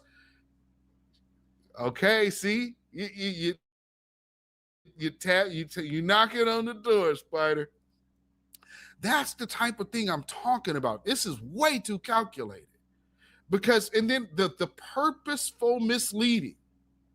Well, it's black people, it's black men that are responsible for these stereotypes. How the hell that makes sense? We're the victims of the stereotypes, not the authors. Who's the authors? Oh, you mean those white racist men that don't have a clue on what the hell they're talking about? I've dealt with a lot of them. None of them will answer me because they can't debate real men. But go off on your tangent that the information that you got from let me go ahead and stop. Other black people will repeat those tropes when they be talking about, oh, well, y'all be talking about Pookie and Ray Ray. That's some shit that was made up by white people talking about black women's proximity to black males. When they talk about us having, oh, you're single mothers and you're this and you're that. See, Pookie and Ray Ray was made up by white people. Tell me you're a tether without telling me you're a tether. So the first thing she said, black people were responsible for, which white people were responsible for. And then she says Pookie and Ray Ray, which come from, what was that, Def Comedy Jam or something? That's like, those are from comedy skits. And they became a topic that has been used down the road. No, that came from us. The hell is she talking about? So she and her family obviously came here in that like 2000, post-2000 wave of immigrants. Yeah, tell my cousin Pookie that. Like, what the hell is she talking about? Pookie and Ray Ray, they made that up. First person killed in gang culture in my city, got smoked at in the villa. That brother's name was Ray Winston. And then the other brother that got killed breaking up a fight, Ray Washington. I mean, this is just my own town in good old Portland, Oregon. It's just black folks up here.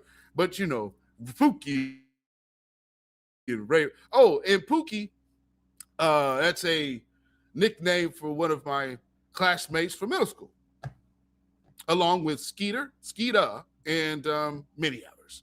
But let's go on to hear more of your not being us, clearly.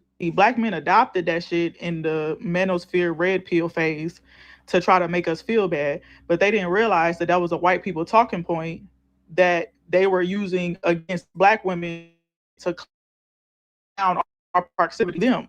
But see, now they're starting to get it because black people are like in the Jim Crow era again. Like they starting to be more openly, wildly racist in person and on the internet. Does she have Asperger's? I mean, I'm not trying to be funny, but I'm just wondering. Like, it seems like she's missing, or maybe she's purposely doing that. Man, the welfare queen story came from Ronald Reagan in the early 80s. You've never seen the picture of that woman that they used? The real high yellow woman, she was a crook. And that's who they use as the template of the welfare queen. Welfare queen didn't exist. That's not the history of black folks in America. That's some made up stuff by the Reagan administration, not in 2020, but in 1980. What the hell is this woman talking about? I remember when I was a kid, I used to hear, because for some reason Jimmy Carter felt like he always needed to make like a bunch of updates. So every other evening were like these, every time we're going to do it, be the, but like prime time, like going into the 7 o'clock hour, you know. Good evening, America. I'm Jimmy Carter. And then he goes into his spiel. I'm old enough to remember that. Man, what has our education system done that these people don't know what the hell was going on in America in the 1980s and the 1990s? They don't know? Because she's saying the man is... Like, these people are saying things were invented in the 2020s. Oh, man. I used to see that. Hello, America. I'm Jimmy Carter.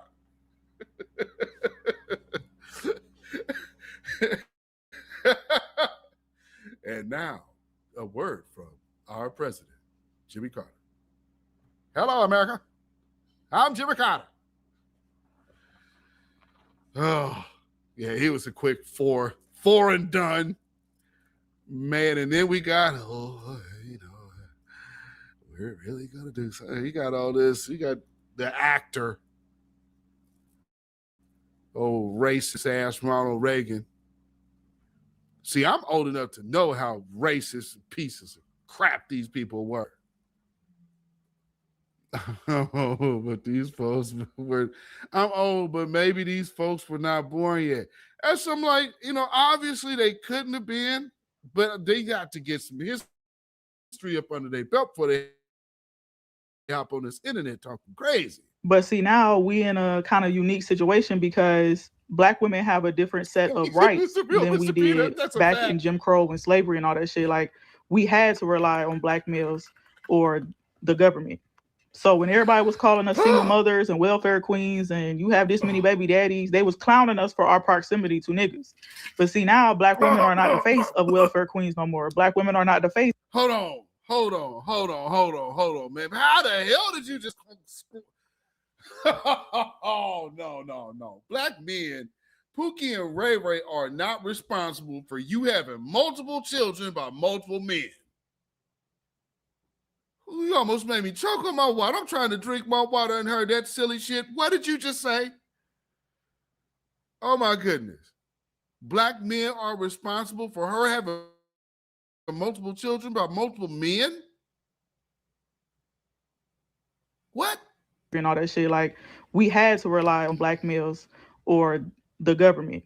So when everybody was calling us single mothers and welfare queens and you have this many baby daddies, they was clowning us for our proximity to niggas.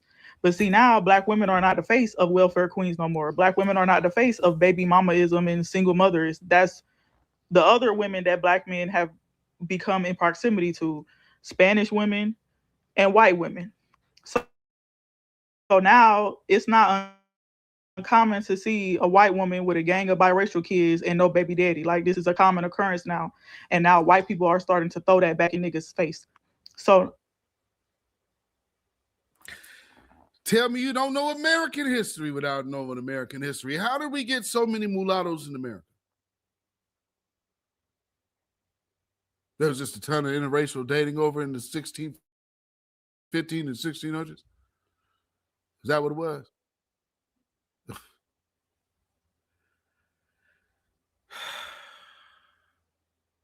These people come here and they really believe that they can just come in and like, I'm gonna say something. And again, I've heard enough of her. Let me make a pivot because this information is so wrong that it's like,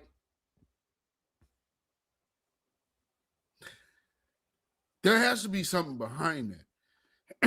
You can't tell me that you just said, let me make a video with all type of purposely wrong information. And then also to say that you being baby mamas is a tease or a shot on you for your proximity to Black men? How do you have again?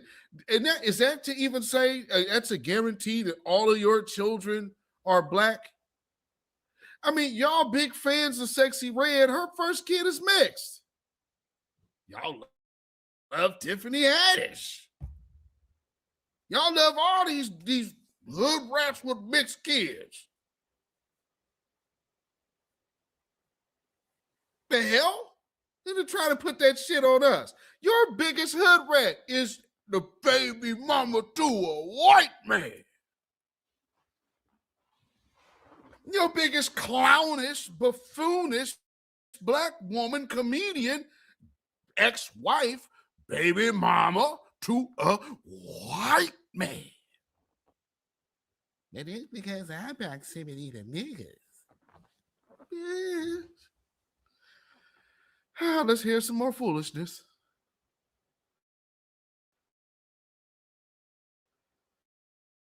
Go ahead, hoes getting on this here internet to try to tell us women what Black men mean, that the whole group of Black men are bad men. I find it very funny that women like to judge Black men as a group, but when it comes to women, we want to be judged individually. Y'all get on this here app to uplift a race, but a lot of y'all can't even show the Carfax of these men that are approaching you. Show me the Carfax of the Davids and the Toms that are approaching y'all. Y'all can't because y'all are not being approached. It's just the same old sorry bullshit line that y'all want to say about Black men all y'all do is y'all grievances and y'all problems on black men. And let me tell you something. If you keep experiencing the same issues with a man, maybe it's you. Maybe it's not the man. Maybe it's you. I'm sorry, already on the topic. Let's also address the elephant in the room. Black men are still marrying at a higher rate than black women. I promise you, women, all this, I won't date a black man, I don't want to be with a black man, all this bullshit that y'all want to throw out, they're still being married at a higher rate than you guys. So let me understand this. If you guys are not interested in black men and you guys don't want to date black men, as you say, why are you still not being married? Why are you guys still not getting married? Make that make sense. I promise you, black men are the least of y'all's worries and issues. I promise you that. We.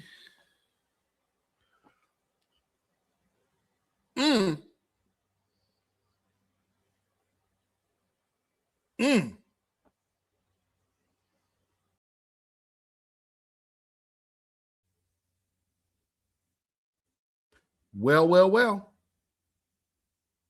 She sure said that shit, didn't she? And that's a fact. And so listen to that sister right there, ladies. And you know, to if you ever in the spaces with our good sisters here in this chat, you know, take sound advice from the people who have experience, those of us who are married, those who have been with their spouses for a while. You might want to tap into that. I notice how, you know, no one ever asked married people any kind of relationship advice. I guess we don't know, clearly. You know, just got the experience of time. You know, I mean, hey, when it's just a thing that, you know, you would rather get your advice from dating from another single bitter woman, or a super simp man that understands he's exploiting you, but he makes you feel good, so you buy it. You know, because there are plenty of people who supported Derek Jackson, and there are plenty of people who are still giving their money to the pastor. Just like at Jamal Bryant's church. Here's a perfect example. So, I mean, to say that, hey, there is an avenue of manipulation. It still is a big demonstration of a certain hold on a certain group of people. You know? And so we've talked about the Mexicans, all of that. It has come time to the part of the broadcast where we have to address the good tethers. And in this regard, this is my main focus of this broadcast, is these individuals that are discussing us without us. And this is about to be very interesting, family. So this next clip, prepare yourself, folks. It's going to be extremely interesting. I don't know if anybody has seen this little piece, but I'm going to break it down. So with that being said, family, you are tuned in right here to the Independent Black Voice, and we will be right back.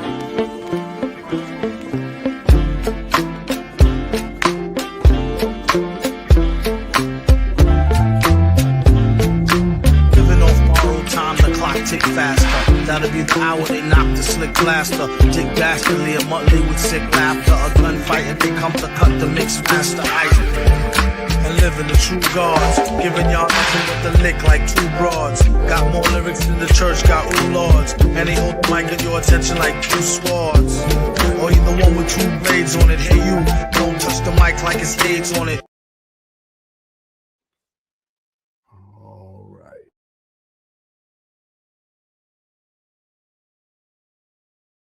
I want to understand how foreign adversaries or foreign operatives could be playing in our social media ecosystem. And I want to read two tweets that stopped me in my tracks. So the first tweet said, "Let's be real, our hair is always political." That's a comment I can actually relate to. The second tweet, power to the people. We have to grow up. We have to wise up. We don't have any other choice this time but to boycott the election. This time we choose between two races. No one represents Black people. Who wrote those tweets? As Russia Internet Research Agency in the Wait a minute. Any other choice this time but to boycott the election, tweet said, actually relate to. The second tweet, power to the people. We have to grow up. We have to wise up. We don't have any other choice this time but to boycott the election. This time we choose between two races. No one represents Black people. Who wrote those tweets? As Internet Research Agency.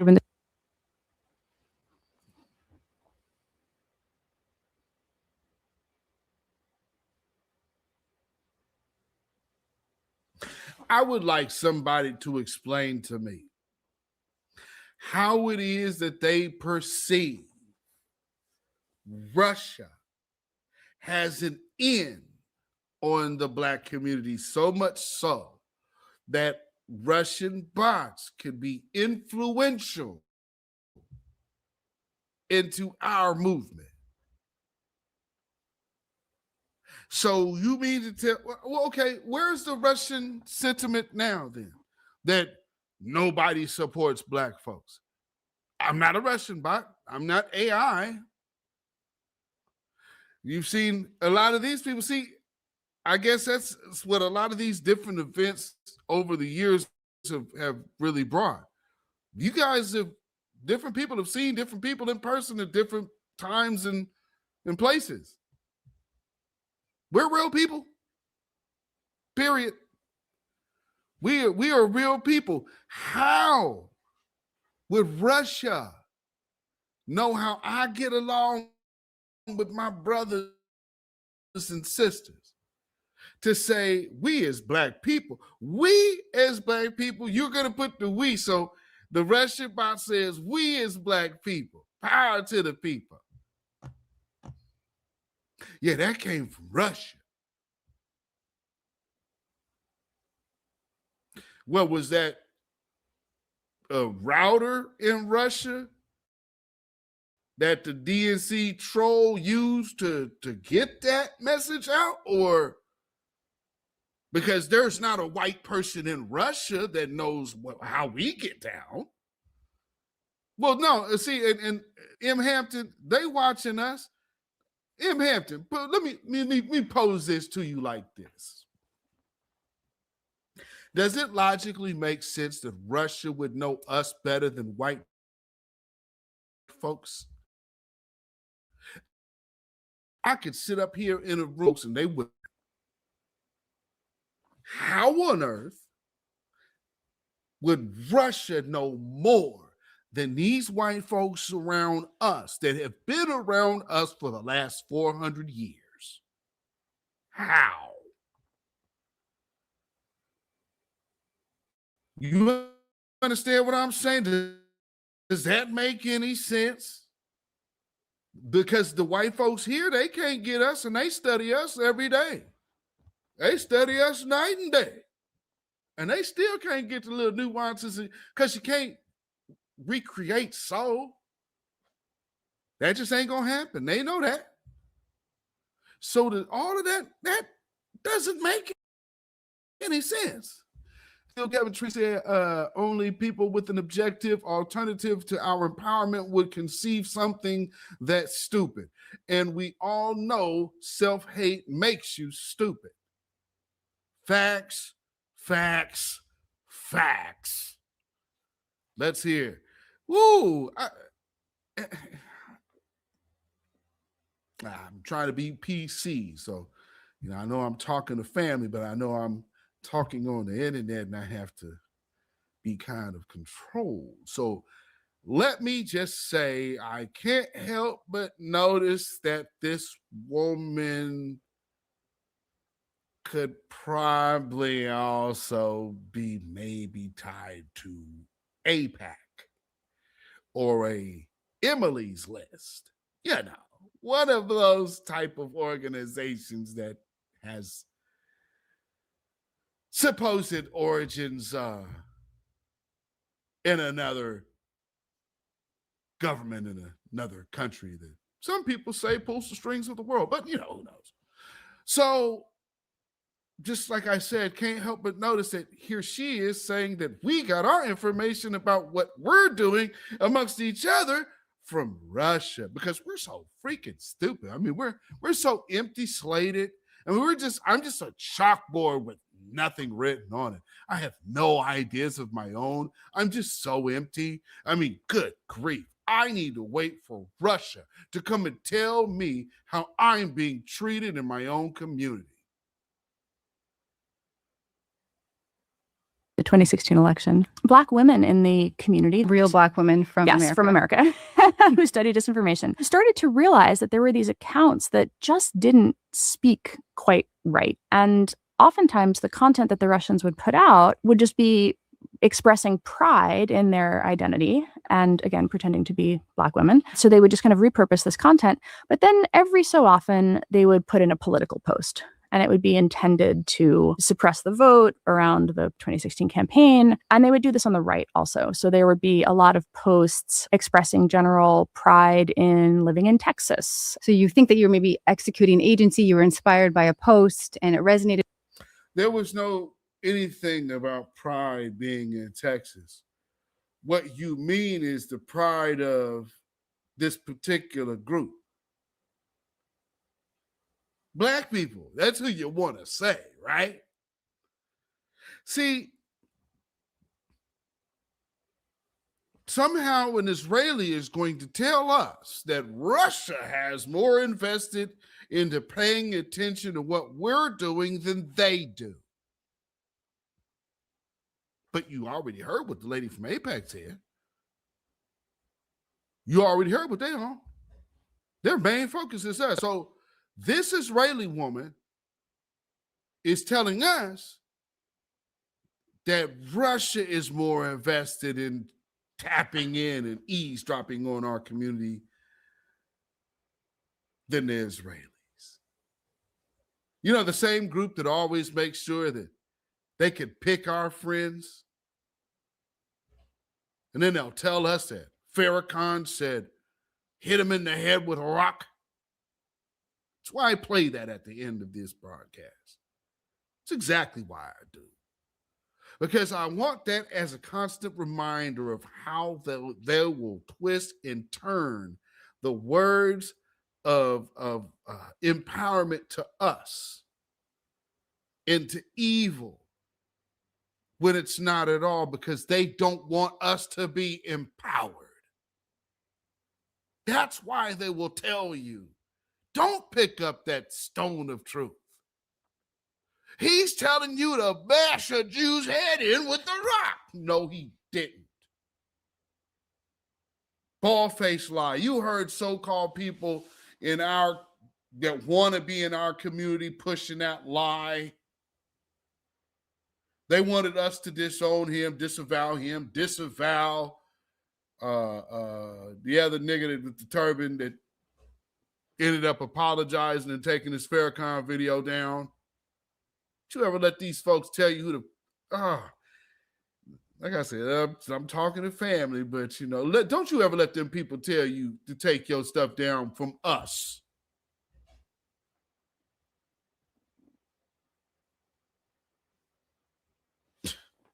That's an embarrassment. Anyway, let me let this Israeli woman finish. With you, but you're actually further advancing a propaganda mission by a foreign government. Right. So disinformation campaigns are sort of a subversive form of propaganda where the identity of the actor is the thing that is inauthentic, even if the opinions themselves are literally plagiarized from real members of the community who do, in fact, believe these things. And that's... God damn it. Who's she talking about? Who's she talking about? See, right now, I'm just hoping y'all understand the play and understand the severity of what you were seeing, you were seeing the Israeli government show you how concerned they are with what we do and say. Here she is over here, and they're having this conversation. Ain't a Black American in the room.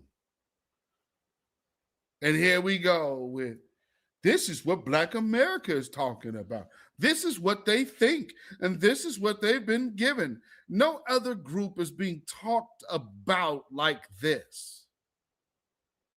Because we're so stupid, and we're just blank slates and drones. That's what makes it so insidious. So it creates, again, a majority illusion. It reinforces that large numbers of people hold this belief. It was voter suppression. We shouldn't vote. Nobody represents us in this election. And some of these accounts had hundreds of thousands of followers plagiarized from real members of the in a propaganda mission by a foreign government. Right. So disinformation campaigns are sort of a subversive form of propaganda where the identity of the actor is the thing that is inauthentic. Or sort of a subversive form of propaganda where the identity of the actor is the thing that is inauthentic. A subversive form of propaganda where the identity of the actor is the thing that is inauthentic. So imagine if you want to discredit something like the movement of FBA, Black empowerment, the movement of reparations. What would you do to discredit it? You would say, well, your foundational black American is made up. It's an inauthentic identity. Don't we hear these things coming towards our ears all the time, folks? I'm just confused. I thought we were using white people's talking points.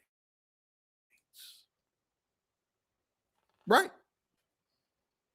Because what she just said is, oh, well, you got a pseudo identity about your, and this pseudo history that this fake, inauthentic, sounds like Don Solomon and Voices of the Ancestors and all of these other ignoramus Pan-Africrats. That's exactly what you got. I say, wow. But I guess that's just a coincidence that you sound exactly like the Israeli woman. Huh. Maybe I'm just overthinking it. I'm not just putting two together here. I don't know. What are we doing? As they co-opt everything. Yeah. Still, Kevin Tree said it really just started clicking for me last year. Hey, they're putting this in the forefront, like they kind of pulling out all the stops now. All of the things before were hidden, but because they have had to concede that this is a leaderless movement, if you've noticed now, things have shifted from Tariq to just FBA. Have y'all noticed that?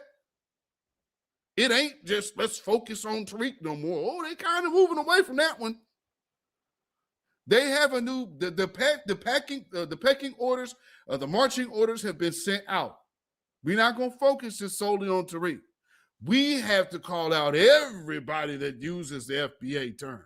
Everybody else that uses that term, we want to disparage them and, hey, you guys are sounding like the CIA. You're the FBI and the government ploy to dispel the reparations movement. That's what FBA is. Shut up, the guy. You pussy wasn't doing shit. Here we came on the scene and now you come out here and then especially your whack ones like, we're going to come out here, we represent what y'all doing. Now, I mean, every just on the internet and don't be doing nothing in the street. Shut up, coward.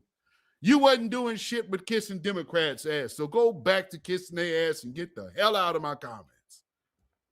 Coward. Because what we know you ain't gonna do is bust the grave. So the fact that you want to hop in black folks' faces talking about what we doing. Damn your party. Get down with this black unit, this unity right here. Black unity ain't surrounding somebody's white organization, goddammit. That makes no sense. But nonetheless, people telling them, well, we got to be with you. You must be hating on everybody if you ain't down with the Democrats. Tell me what black leadership is in the Democrats. What? What black? The immigrant tether, absolutely nothing for black people caucus. You lost that fight. So what we gonna do? Here we are with an Israeli woman telling you the agenda that they are getting. So I don't no longer have to deal with a black politician when I know what pecking orders there or what marching orders they're being fed. Because you just heard this woman tell you about inauthentic identity. She's talking about us. Paid Democrat shield operative class. You know, how does that translate?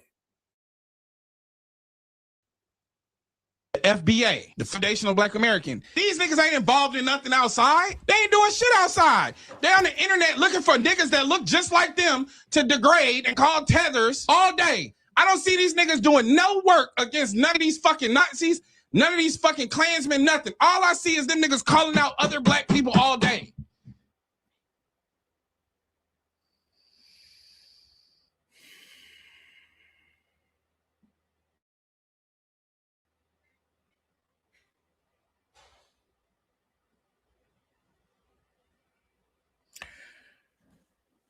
There's something that happens in showbiz. For those of you who've been around showbiz, you might even know what you see. Look at that man's eyes. This boy already done been turned. Yeah, that boy already done been turned. There they got you, boy. They got you.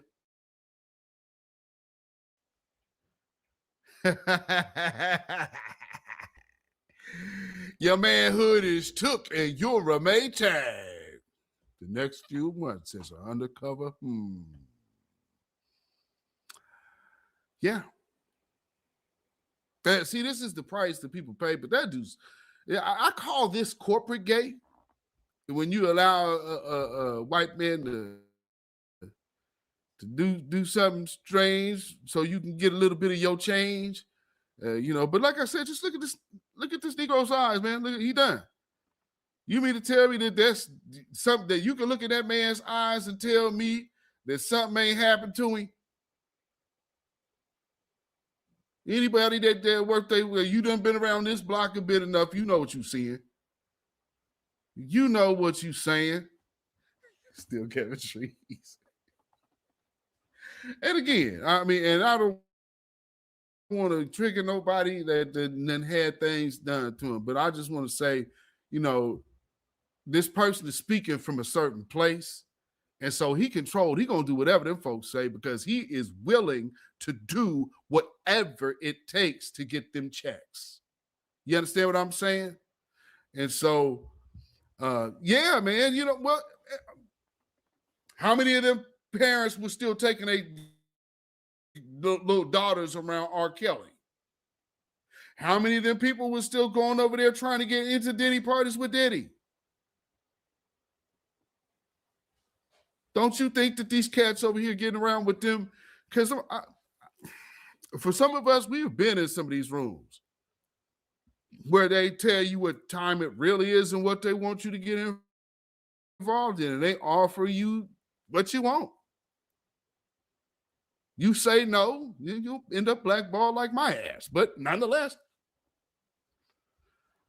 I got my integrity, mother, and I ain't had to bend over for a goddamn thing. So the one thing that I will never have to be is this type of sucker. They got to be with a puppet just like this.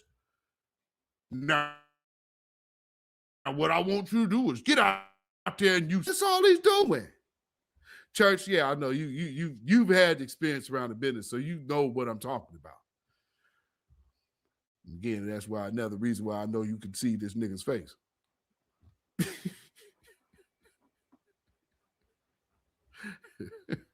I done been around the business and in prison. That boy been took. That boy been took, y'all. Oh, he's a man. How you know that? Because I seen men just like this tongue kiss a man and go right to his woman in the visitor. Yeah. You see that weirdo shit like that. That's why. Best believe brothers over here. Hey, you tell him he got to be over there with that. Got to be with your kind, buddy. Well, he's in the black. No, he ain't. We don't do that over here.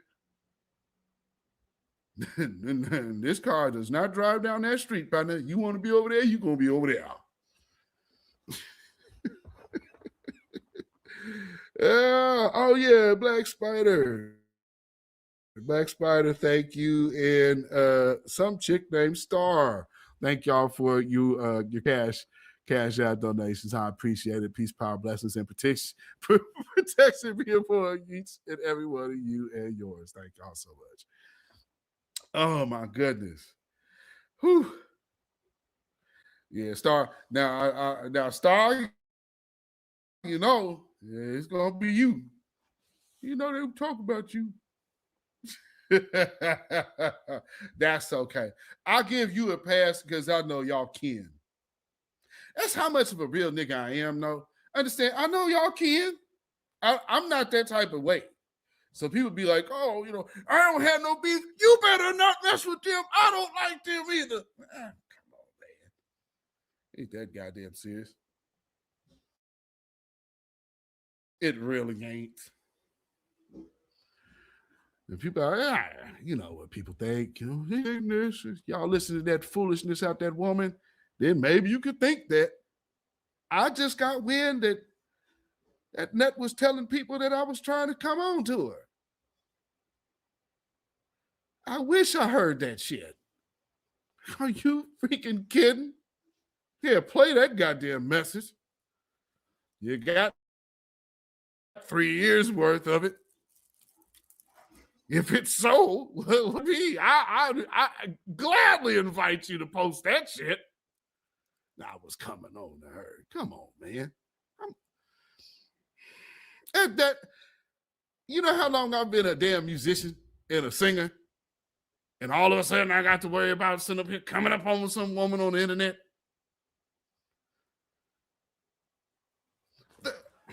There's so many reasons why that don't make sense. But I think people that's because people would like to believe what they rather want to believe about you versus just taking you for what you are. I can see him doing that. If you don't see me doing it here, why would I be doing it there? Do I seem like the type of I hope not. Because hey, it's real. You said still chemistry. I shouldn't be laughing. Hey, you know, when dudes jump off the porch like this and also lie, notice how they're all repeating the same type of talk, though, because it goes to what? Same thing with the thing that Dwan B and Sincere was on with them, with Dr. Mayat. That thing there, what they doing? It's CIA, it's FBI, it's the United States Department. And James Smalls, that one right there is like, I'm the only person in this environment that has ever worked on DARPA. So the fact that cats like that would say some shit, I don't work for no government, man.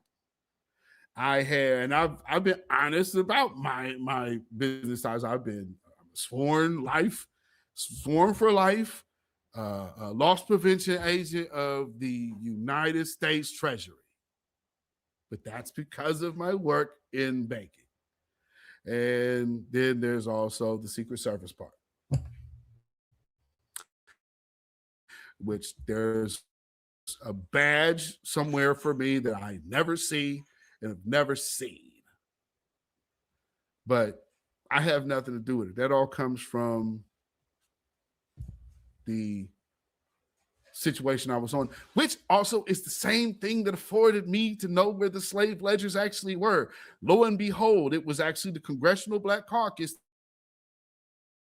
It does not give me any credit for being the one that whistle blew, but nonetheless took my information and stood out in front of Wells Fargo demanding that they see those slave ledgers that nobody knew existed until I told y'all.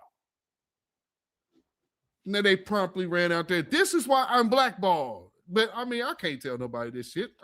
But I just listen to what I'm saying. It'll be true. Just like when I told you Bill Gates don't fuck with black folks. Go Google it. You won't find Bill Gates and a black American anywhere. He may go over there and feed some little African kids some medicine to go test that out on them like he's cool. He's poisoning people over there. Well, I mean, I'm sorry.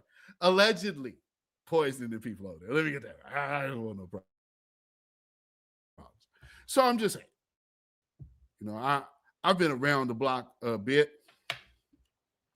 I can tell you that there is no, if you guys pay all that extra for internet privacy and all of that, you're wasting your money. All of this is built on a platform. We use Windows. What they have is the web.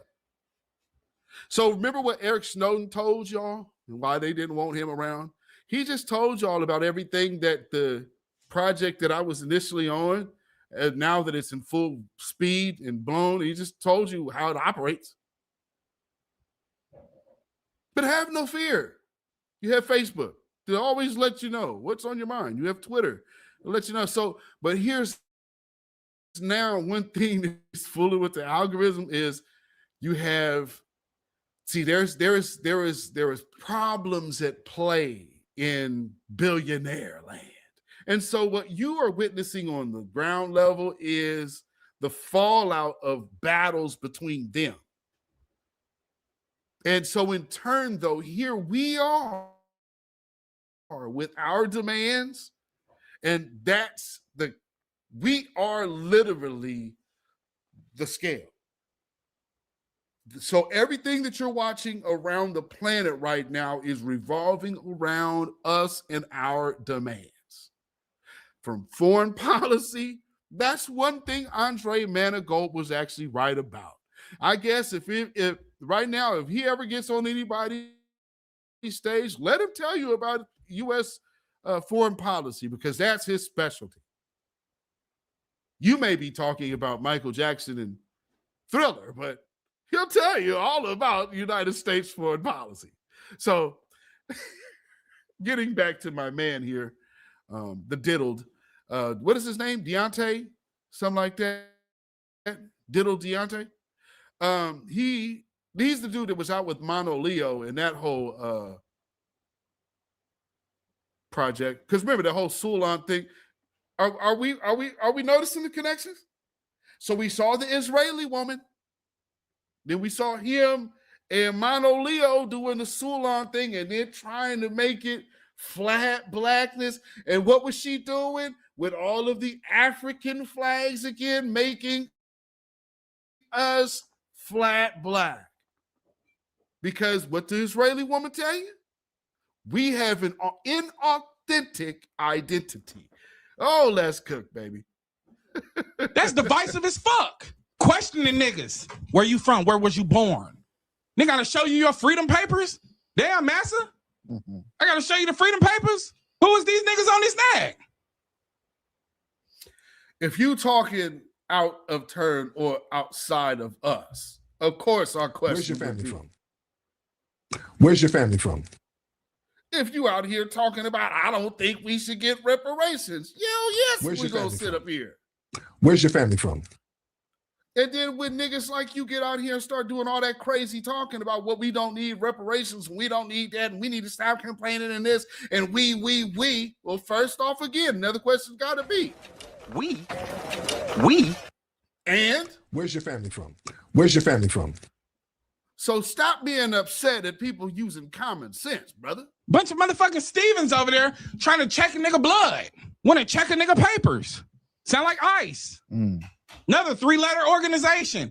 healing and perspective, or hate speech and fear mongering. But a lot of us only know how to be in community with abusers. So when niggas start talking about healing, when niggas start talking about organization, we start talking about inclusion, we start talking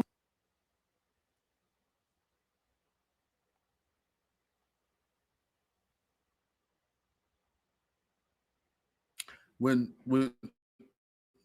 niggas start talking about healing, let me tell you something, man. This little old bitty platform over here with beatzillapdx, I'm sure people think that, oh man, ain't nobody listening to me. I used to think that too. But the fact that us healing, we talk about us healing is the very first thing he said.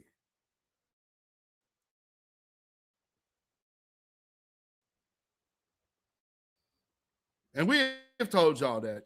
We've told y'all that. We told y'all that a while ago. We told y'all that a while ago, family. Sheesh. So, are we seeing the play? I hope we are all seeing this play here. Because what's happening here, man, is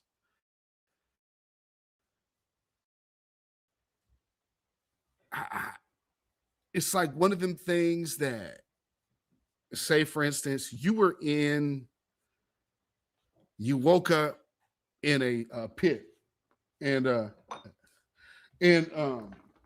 one thing that you recognize, look all over the pits. Oh man, how did I get here? Where am I at? You look over. Here's a lion, just sitting, chilling in the corner, not really doing it, but you noticed them. It's got darn, there's a lion in here, and it's just me, and there's nowhere to go. The only thing you can bank on is that the lion doesn't recognize you as food. In this regard, when it comes down to our demands, we're the lion. And they don't want us to recognize what food looks like. Yeah. So they have to run all type of interference, like suckers like that. And so I played enough of him because he's another one that dropped that CIA business and CIA, FBA operatives and blah, blah, blah, blah. Man, miss me. Meanwhile, you got dudes like this. He over here, cats like this guy.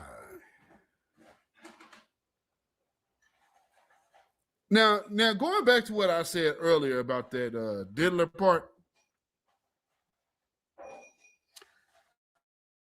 family.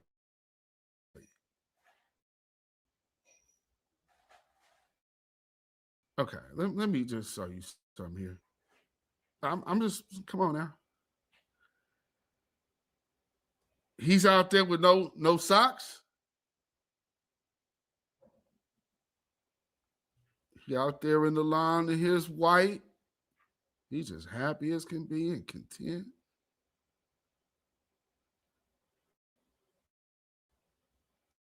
After party, ow.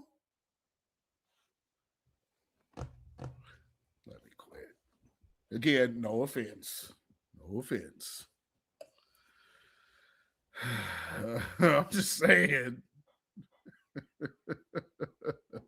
And moving along.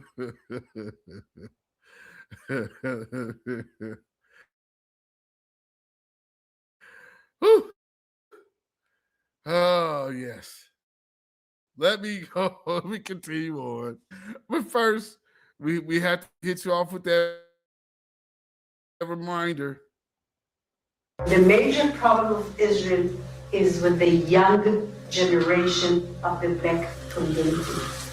Blacks Lives Matters starts there. I say this, and I'm going to say this, and just know this is not an open door to make xenophobic comments that do that. But listen to what I'm saying, please. I get comments like this a lot from people who have flags in their bios in addition to an American flag. So what you're saying is that we are all Black people. If we are all Black people under the umbrella of Black American, then why do you have these different flags in your bio? Because you are also wanting to attach yourself to the identity and culture of these different countries, right? I need y'all to understand that what these people that are clinging or not clinging, that are being drawn to the FBA movement, they are doing the same thing. They are essentially putting a flag in their bio and wanting to attach themselves to the history, culture of this ethnic group, which sometimes gets lost under the umbrella of Blackness in America. America was like, okay, y'all all Black. Okay, we have new immigrants, y'all all Black. And what you see are Black people who are the descendants of enslaved people trying to point out that distinction. I hope that makes sense. But whenever, I kid you not, it's always people that have flags in their bios that are saying this. And I'm like, you have so much pride in your country of origin, your ethnic group. Why don't you understand that that is at the heart of what these people are talking about? And so I always caution people from being too dismissive of this movement, because a core piece of this movement, the xenophobia, immigration aside, is wanting to highlight and show pride in the Black American ethnic group. And I think some people that have come here in later generations, they feel frustrated because they feel like they are a part of that as well. And they are. I'm not saying they're not. But you have to recognize this distinction, this history. There's a portion of history in America that is not shared amongst all Black people. We have to acknowledge that. There's a portion of history that's not shared amongst all Black people. However, you come here and oftentimes you carry the weight of that history, even if you just got here, because America doesn't always make those distinctions. They're just learning them, as we see in the Tucker Carlson video, which is dangerous. But again, I need you all to understand the same pride that you have that leads you to put this flag in your bio. That is what they're seeking. And they want the same kind of respect for that. And so y'all get to my comments. Like, I'm like, wait a minute now. I don't think it's always fair to have these broad strokes about this movement. I mean, I said it at brunch today with one of my friends who's from Louisiana. And she's like, listen, I'm a proud foundational Black American. She's not going to sit up here and say xenophobic things or anything like that. That's not her thing. But she aligns with that because of the rooted history that she has in this country. And I think that when y'all make comments like this, you're dismissing that part, which is so important. So important. Couldn't agree more. Couldn't agree more. I could not agree more. Yeah, I fully concur with that sentiment. From what I understand, she's a Pan-Africanist as well. But she took that stint. I couldn't help but notice the fact that she did make mention of the Tucker Carlson interview.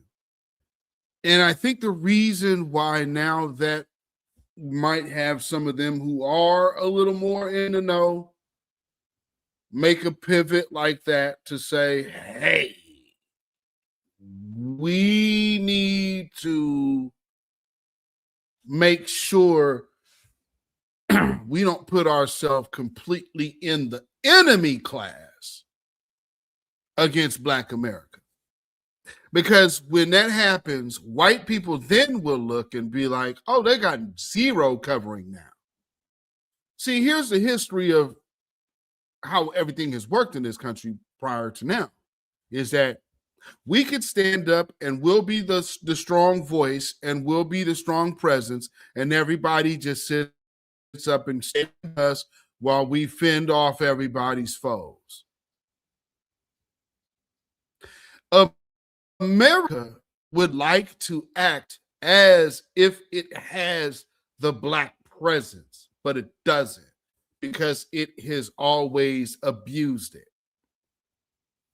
And so now that these things are happening globally and people understand, our movement, our pull-up era has spawned change.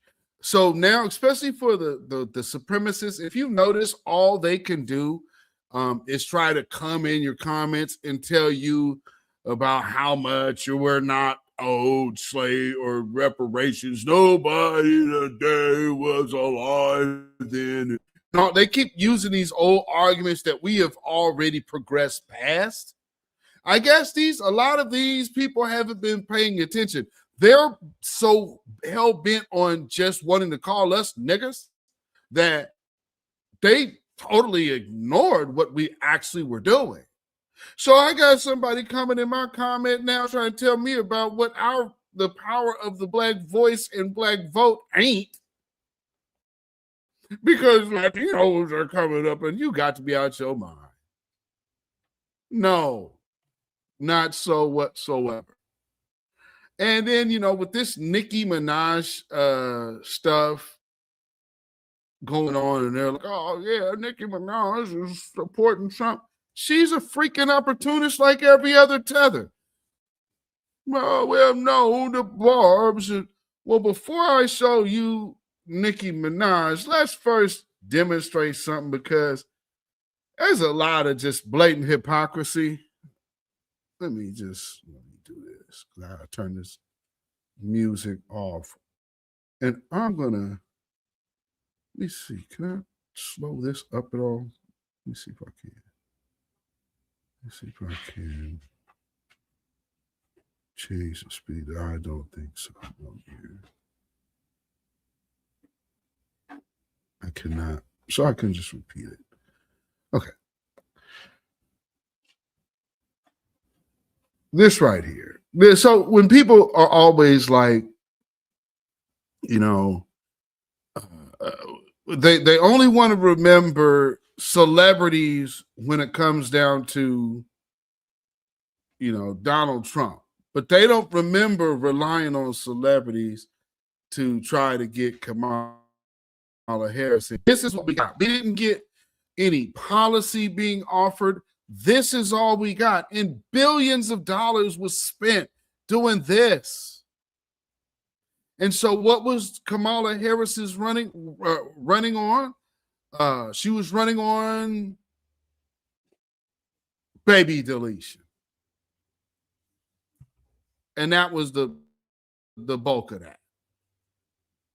So, I mean, come on, man. This right here is madness. But, within all of these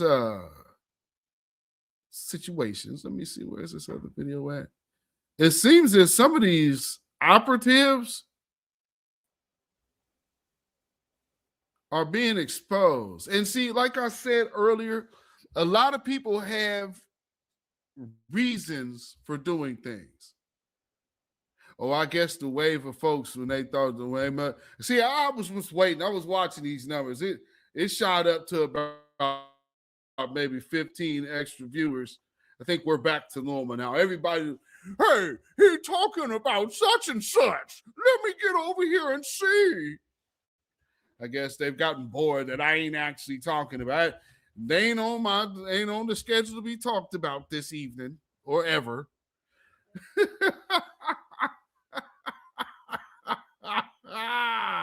But I'm just looking at one of those. Like, oh, okay, yeah. So I guess they've now tuned out.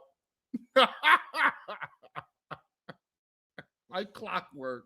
Y'all gotta stop being so predictable. Oh my goodness. Anyway, let's keep going.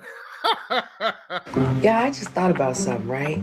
You want to know why Deontay Kyle is really mad at A? He's mad because he's adopted, and he can't do a family genealogy, so he doesn't know whether he's FBA or not. His lineage traces back, to the United States. Ouch. He could have a foreign lineage for real, which is okay. There's nothing wrong with that. But in his video, he said, what do you want to see, my freedom papers? Do we have to show you freedom papers? And I just thought about it. He wouldn't have freedom papers to show because he's adopted and his mom is white. So he don't know his family. Like, for real. That's why he had. I guess he's feeling excluded, but that's why he had. Because he ain't got no freedom papers to show.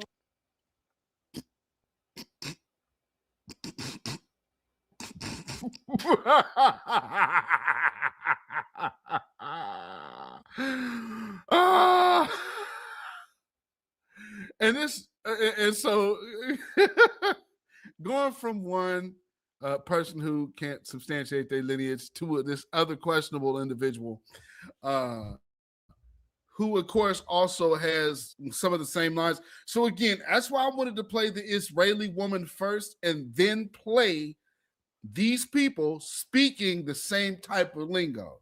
Let's hear it. It's also so crazy how like the FBA movement failed to acknowledge how the whole entire 90s, when it came to Black culture, hip hop, street aesthetic, everything was influenced off of African culture.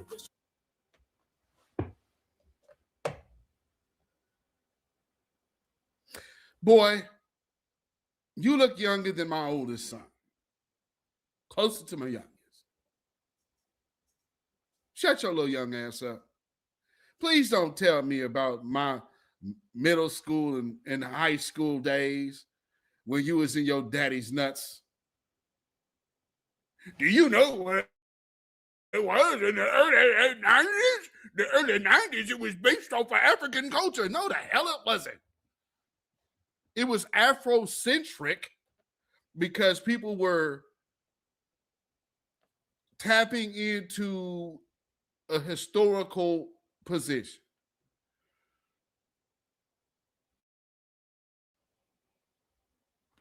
Well, I was cutting him a break on that one, Church. You know, kind of easy to tell. You know,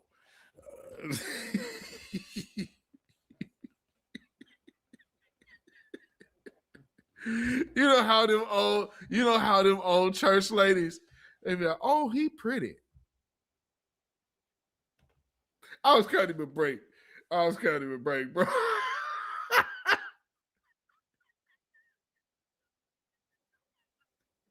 Oh, messy church mothers. Whew. Oh, he a pretty one, ain't he?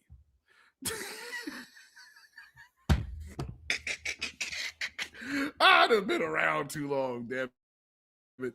Oh. I'm telling you. Whew, let's continue. And see, here's the other thing, the kind of a dead giveaway. It's like, dude, you know you a tryout tenor. I guess you didn't make it for the tenor section of Ricky Diller's choir. So he figured, I'm going to go to TikTok. So this is, hey, James Hall still might be holding auditions, but he puts on to see, this is all this dead giveaway. They got to put on I'm going to do my video with my do-rag. See, that way I look extra manly. See, I'm going to buckle up in my manly and I'm going to say, I don't understand about the FBA. Y'all say it's Black American culture, but really it's Black Americans' iteration of African culture. Look at the pack, at the hairdo, the twist, the fucking way they was wearing shit, bro. All of that. The Wayne's Bros, bro. Look at their fucking title screen after the "Give me a high five." The title screen, that's African shit, bro. Like, boy, this boy don't know nothing about them early 90s, do he? Oh, good grief. If you were going for something for the early 90s, perhaps maybe Mandela and South America. Oh, that's right. That would actually involve Black Americans involving in Africa. And so you do realize at that time there was a lot of, hey, have you ever heard of a church organization called the African Methodist Episcopal? They're actually colored folks from America, but they took on the name African and then proceeded to go into Africa, establishing churches in different locations. Church of God in Christ alike also did the same. I believe the Baptist churches have a few churches out there. So where the connection to Africa. It was from us going to Africa and bringing them things and helping them out. That was not that we were relying on culture from Africa. It was a connection thing. What we thought at the time was really ushering in Pan-Africanism. Damn, kid, you missed the complete angle of what you could have actually spun. But because you're too young and you actually weren't living at the time, you're talking all out of your ass and don't really have any frame of reference for the time frame to which you're trying to speak on. You should have just shut up. I get it. Hey, I wasn't born in the 90s, so let me tell everybody who was what they were doing. I had an African medallion that came from the Asian store. Do you realize all of that shit we were wearing, the kente cloth and the kente cloth leather kufis and all of that came from the Asian store. Where was the Asians getting all of their African inspiration from? I would love to know that. Because we don't have no African shops here. And Church, you from LA, who you buying that from? Who's selling that at the swap meet? Me too. I was in Slauson swap meet. Guess who was selling African apparel? There were some Africans, but it's mostly gonna be those dark-skinned Asians.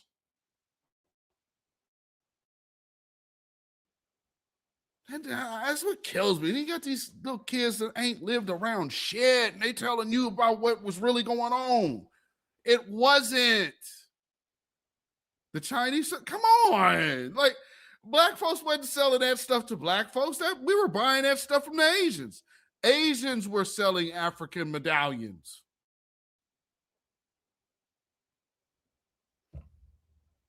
So a little tasty tidbit of actual real history, dude. You know, the hurry up and buy people, those are who had it. So they had African medallions, candy, cigarettes, beer over here, and porn books in the corner. That's from the real time of old school of our childhood. But y'all come out here talking all out your ass, trying to rewrite history from 30 years ago? When are we going to stop the cap, bro, and stop acting like us as black people, bro, did not come from Africa, bro? Like, I feel stupid to even advocate for this, but it's like, you guys advocating for the opposite of that. It's like, bro, come on now. You black? Most likely came from Africa, bro. So I'm assuming you just grew that mustache for this video because clearly you spent a lot of time dressed like a woman. But that's neither here nor there. Oh, so back to the last video I wanted to play.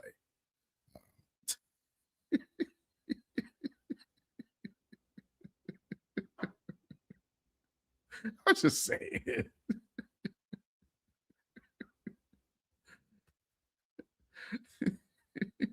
This fella clearly spends time dressed as a woman. He just put on the mustache for the video, I think. Or he just puts on the mustache to do these type of videos.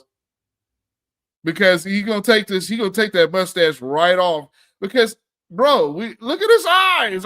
Am I seeing? How many of us with wives know what a woman's eyelids look like after they've removed their mascara? I'm just confused. Am I tripping? Yeah, I mean, I know what the freshly removed eye makeup look like. Still Kevin Trees.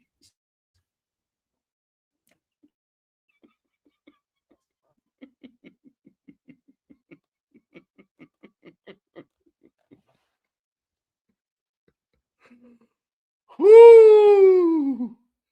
And he going full blown to the Israel, full blizz on. Out. Woo! Pause. Oh my God. Oh. So back to the celebrity part. and Nicki Minaj. And this is the last clip I got to play tonight. I told you he's a pussy chaser. Verified. I don't know if he's as much pussy chasing as it's his pussy that's being chased. Because that, like I said, I could hear my grandma. And I'm talking about the grandma. My grandma died in 1987. Oh, he's pretty. He must be one of them strange ones. You know, my grandmother had a real bad wood accent too. So, people thought my name was Mac. Like, no, she's saying Mike. Wait, why is she calling you Mac? She's not. Man, it sounds like she calling you Mac. Like, my name is Mike. She says Mac. That's Mike. For those of us who are from America, with some of us, I can't be attempted telling stories like this, goddammit. So what you need to know is that we are homegrown, and I'm very, very deeply homegrown. That's why I was even telling you the story about how light-skinned Black Americans married dark just to get darker. You know, some boule shit I was told as a kid that I because I date darker skinned women is that I need to date me some light skins. Like, I was literally told that. And I, never took place in none of that. Oh man, with the Church of Black Power, with Southern roots, deep, but nobody around me growing up without a country accent. Not when I was little. None of my grandmother's people, none of them folks. None of them folks. That's I can say our upbringing here is a lot different. Like, people get this idea. Like, think of country folk that just had to move to the big city. He's still country folk. They just in the big city. That's it. And these are the things that we can hold dear and valuable to us, because this is our history.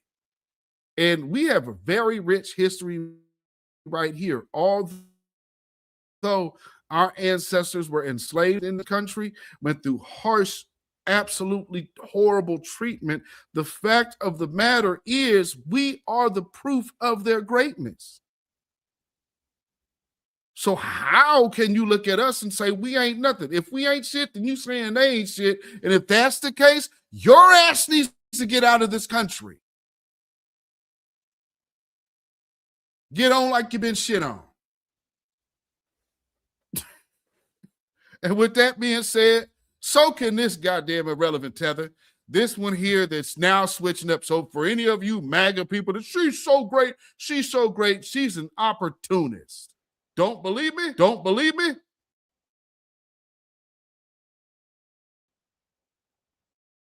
Because Barack needed a Michelle, bitch, and Bill needed a motherfucking Hillary, bitch. You better pray to God you don't get stuck with a motherfucking Melania. You niggas want brainless bitches to stroke your motherfucking ego? Well, fuck you, nigga.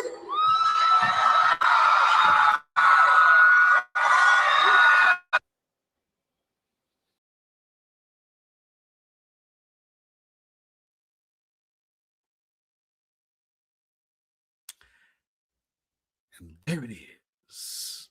Opportunist tethering at its finest.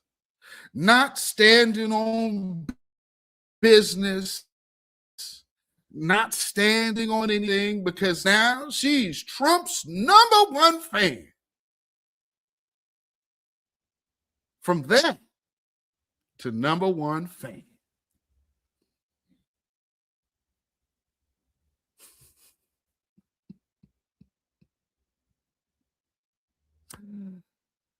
Maybe she learned the lesson that I hope more of us will The understand. major problem of Israel is with the young generation of the black community.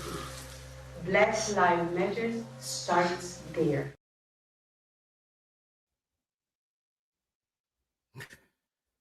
And the one thing, when you hear things like that and you know that this has been their focus, for you to be that black person just like that other coon and the birdsong boy and all of the unconscious lees, this is all you. Toby be good nigga for massa. Good nigga. That's it. Nothing more, nothing less. And so to that regard, we here at the Independent Black Voice have to rush you out a brand new package. Get you a box, a 6-month supply. And I might, I guess, for Birdsong and possibly even Diddly Deontay, might have to add some hot sauce with it, some picante, and give you the picante version of Sambo. Sambo.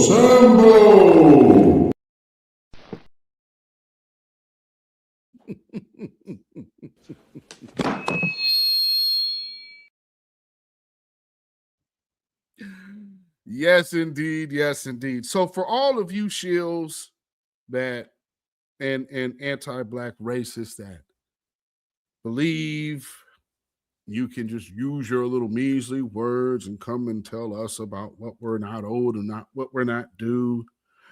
Well, let me tell you this, because see, if we stand in our own destiny, we walk by faith, by our power to whom our steps are ordered. And we have a closing message for you. Simply is, Babylon is fallen. Babylon is fallen. Let it fall and let us rise. Can you dig it? Yeah, yes, indeed, family. This has been another one of our lives this year. I think this is our 3rd live this year. So, man, glad to be back. Yeah, man, that's that Sambo sauce. Oh man, I'm telling you. So be alert, family. We are under the midterm push, and they've cut the check for the trolls.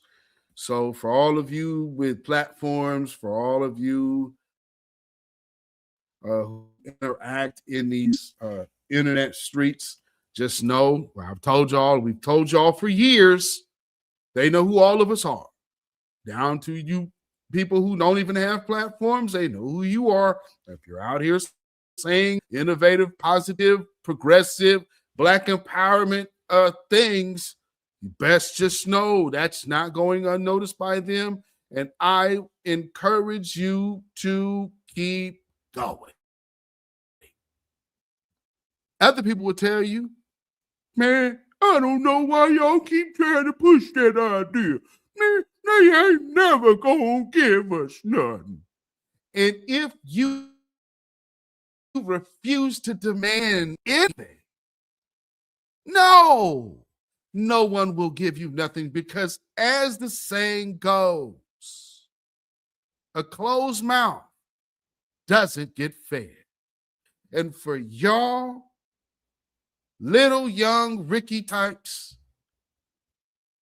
for those who don't understand what I'm saying, what was it? No, not Ricky. What that boy name? What's my man from Boys in the Hood that's in the wheelchair? what's his name? It was Ricky's the brother. Ricky. Who's the cat that's in the wheelchair? Because they're telling him, now they're young, they're kids, he's like, hey, when they got their little ball took, there's always going to be one to say, hey, okay, yeah, you know what? I'm finna get this back. I don't give a shit how small I am and how much bigger they are.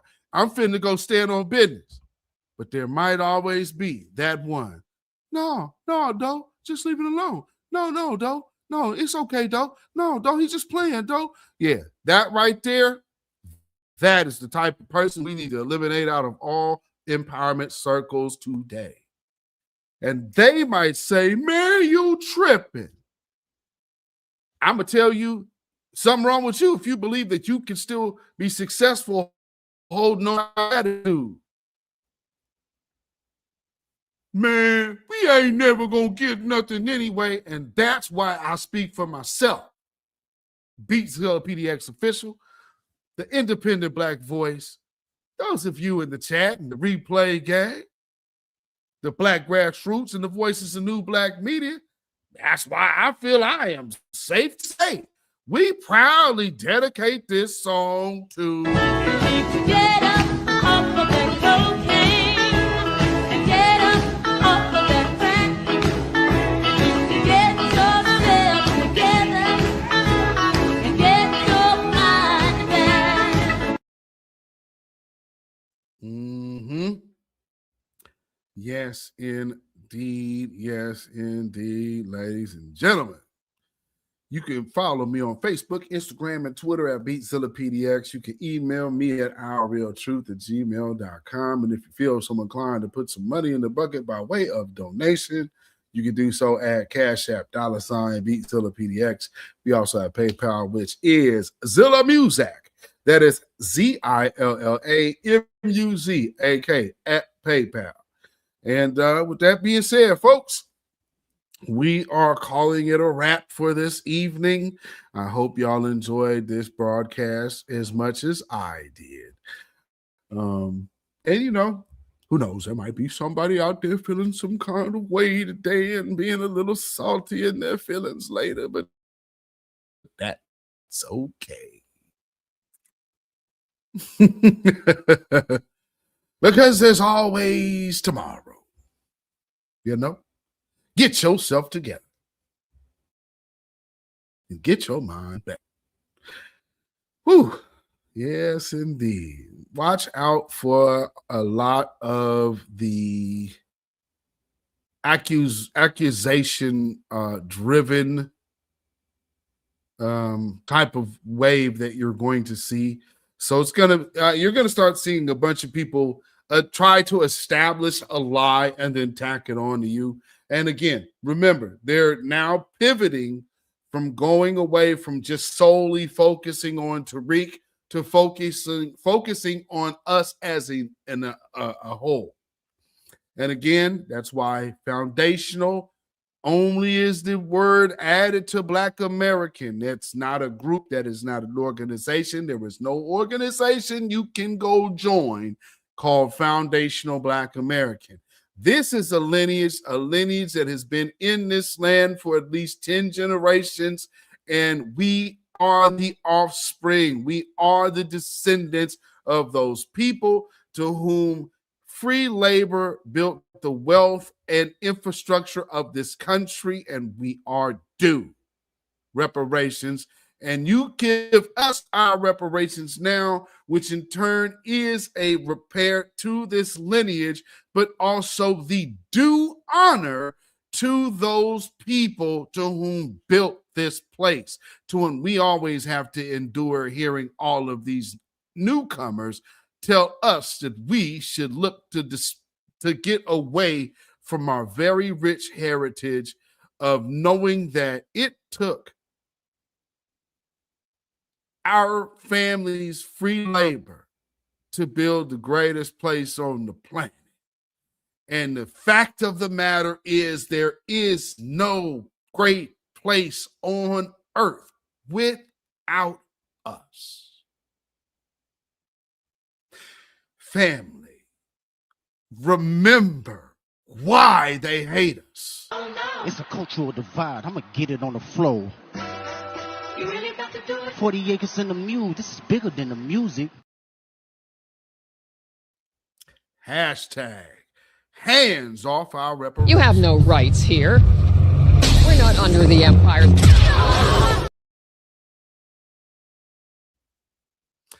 Family, y'all keep your 3 smooth stones at the ready and your slingshot nearby.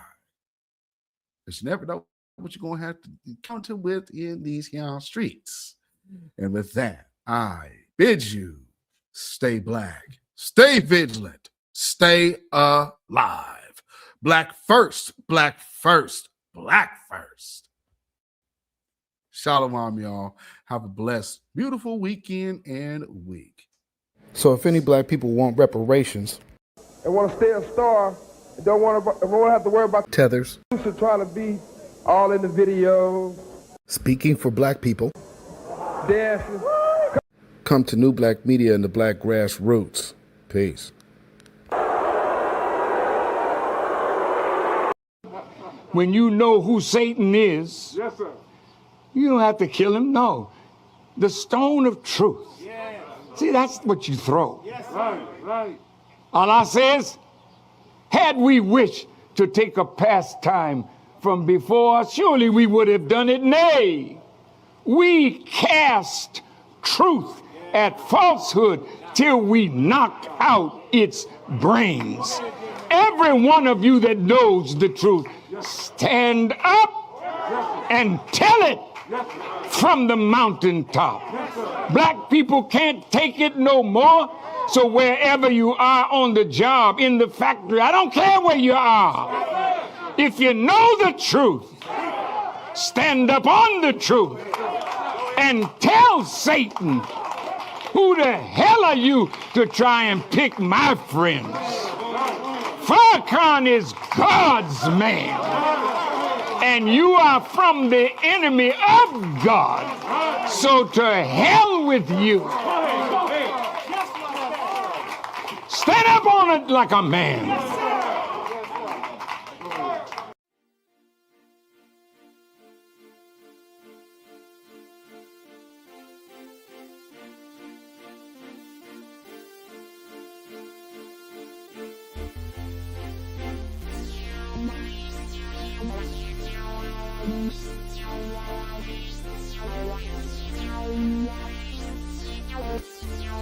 Thank you.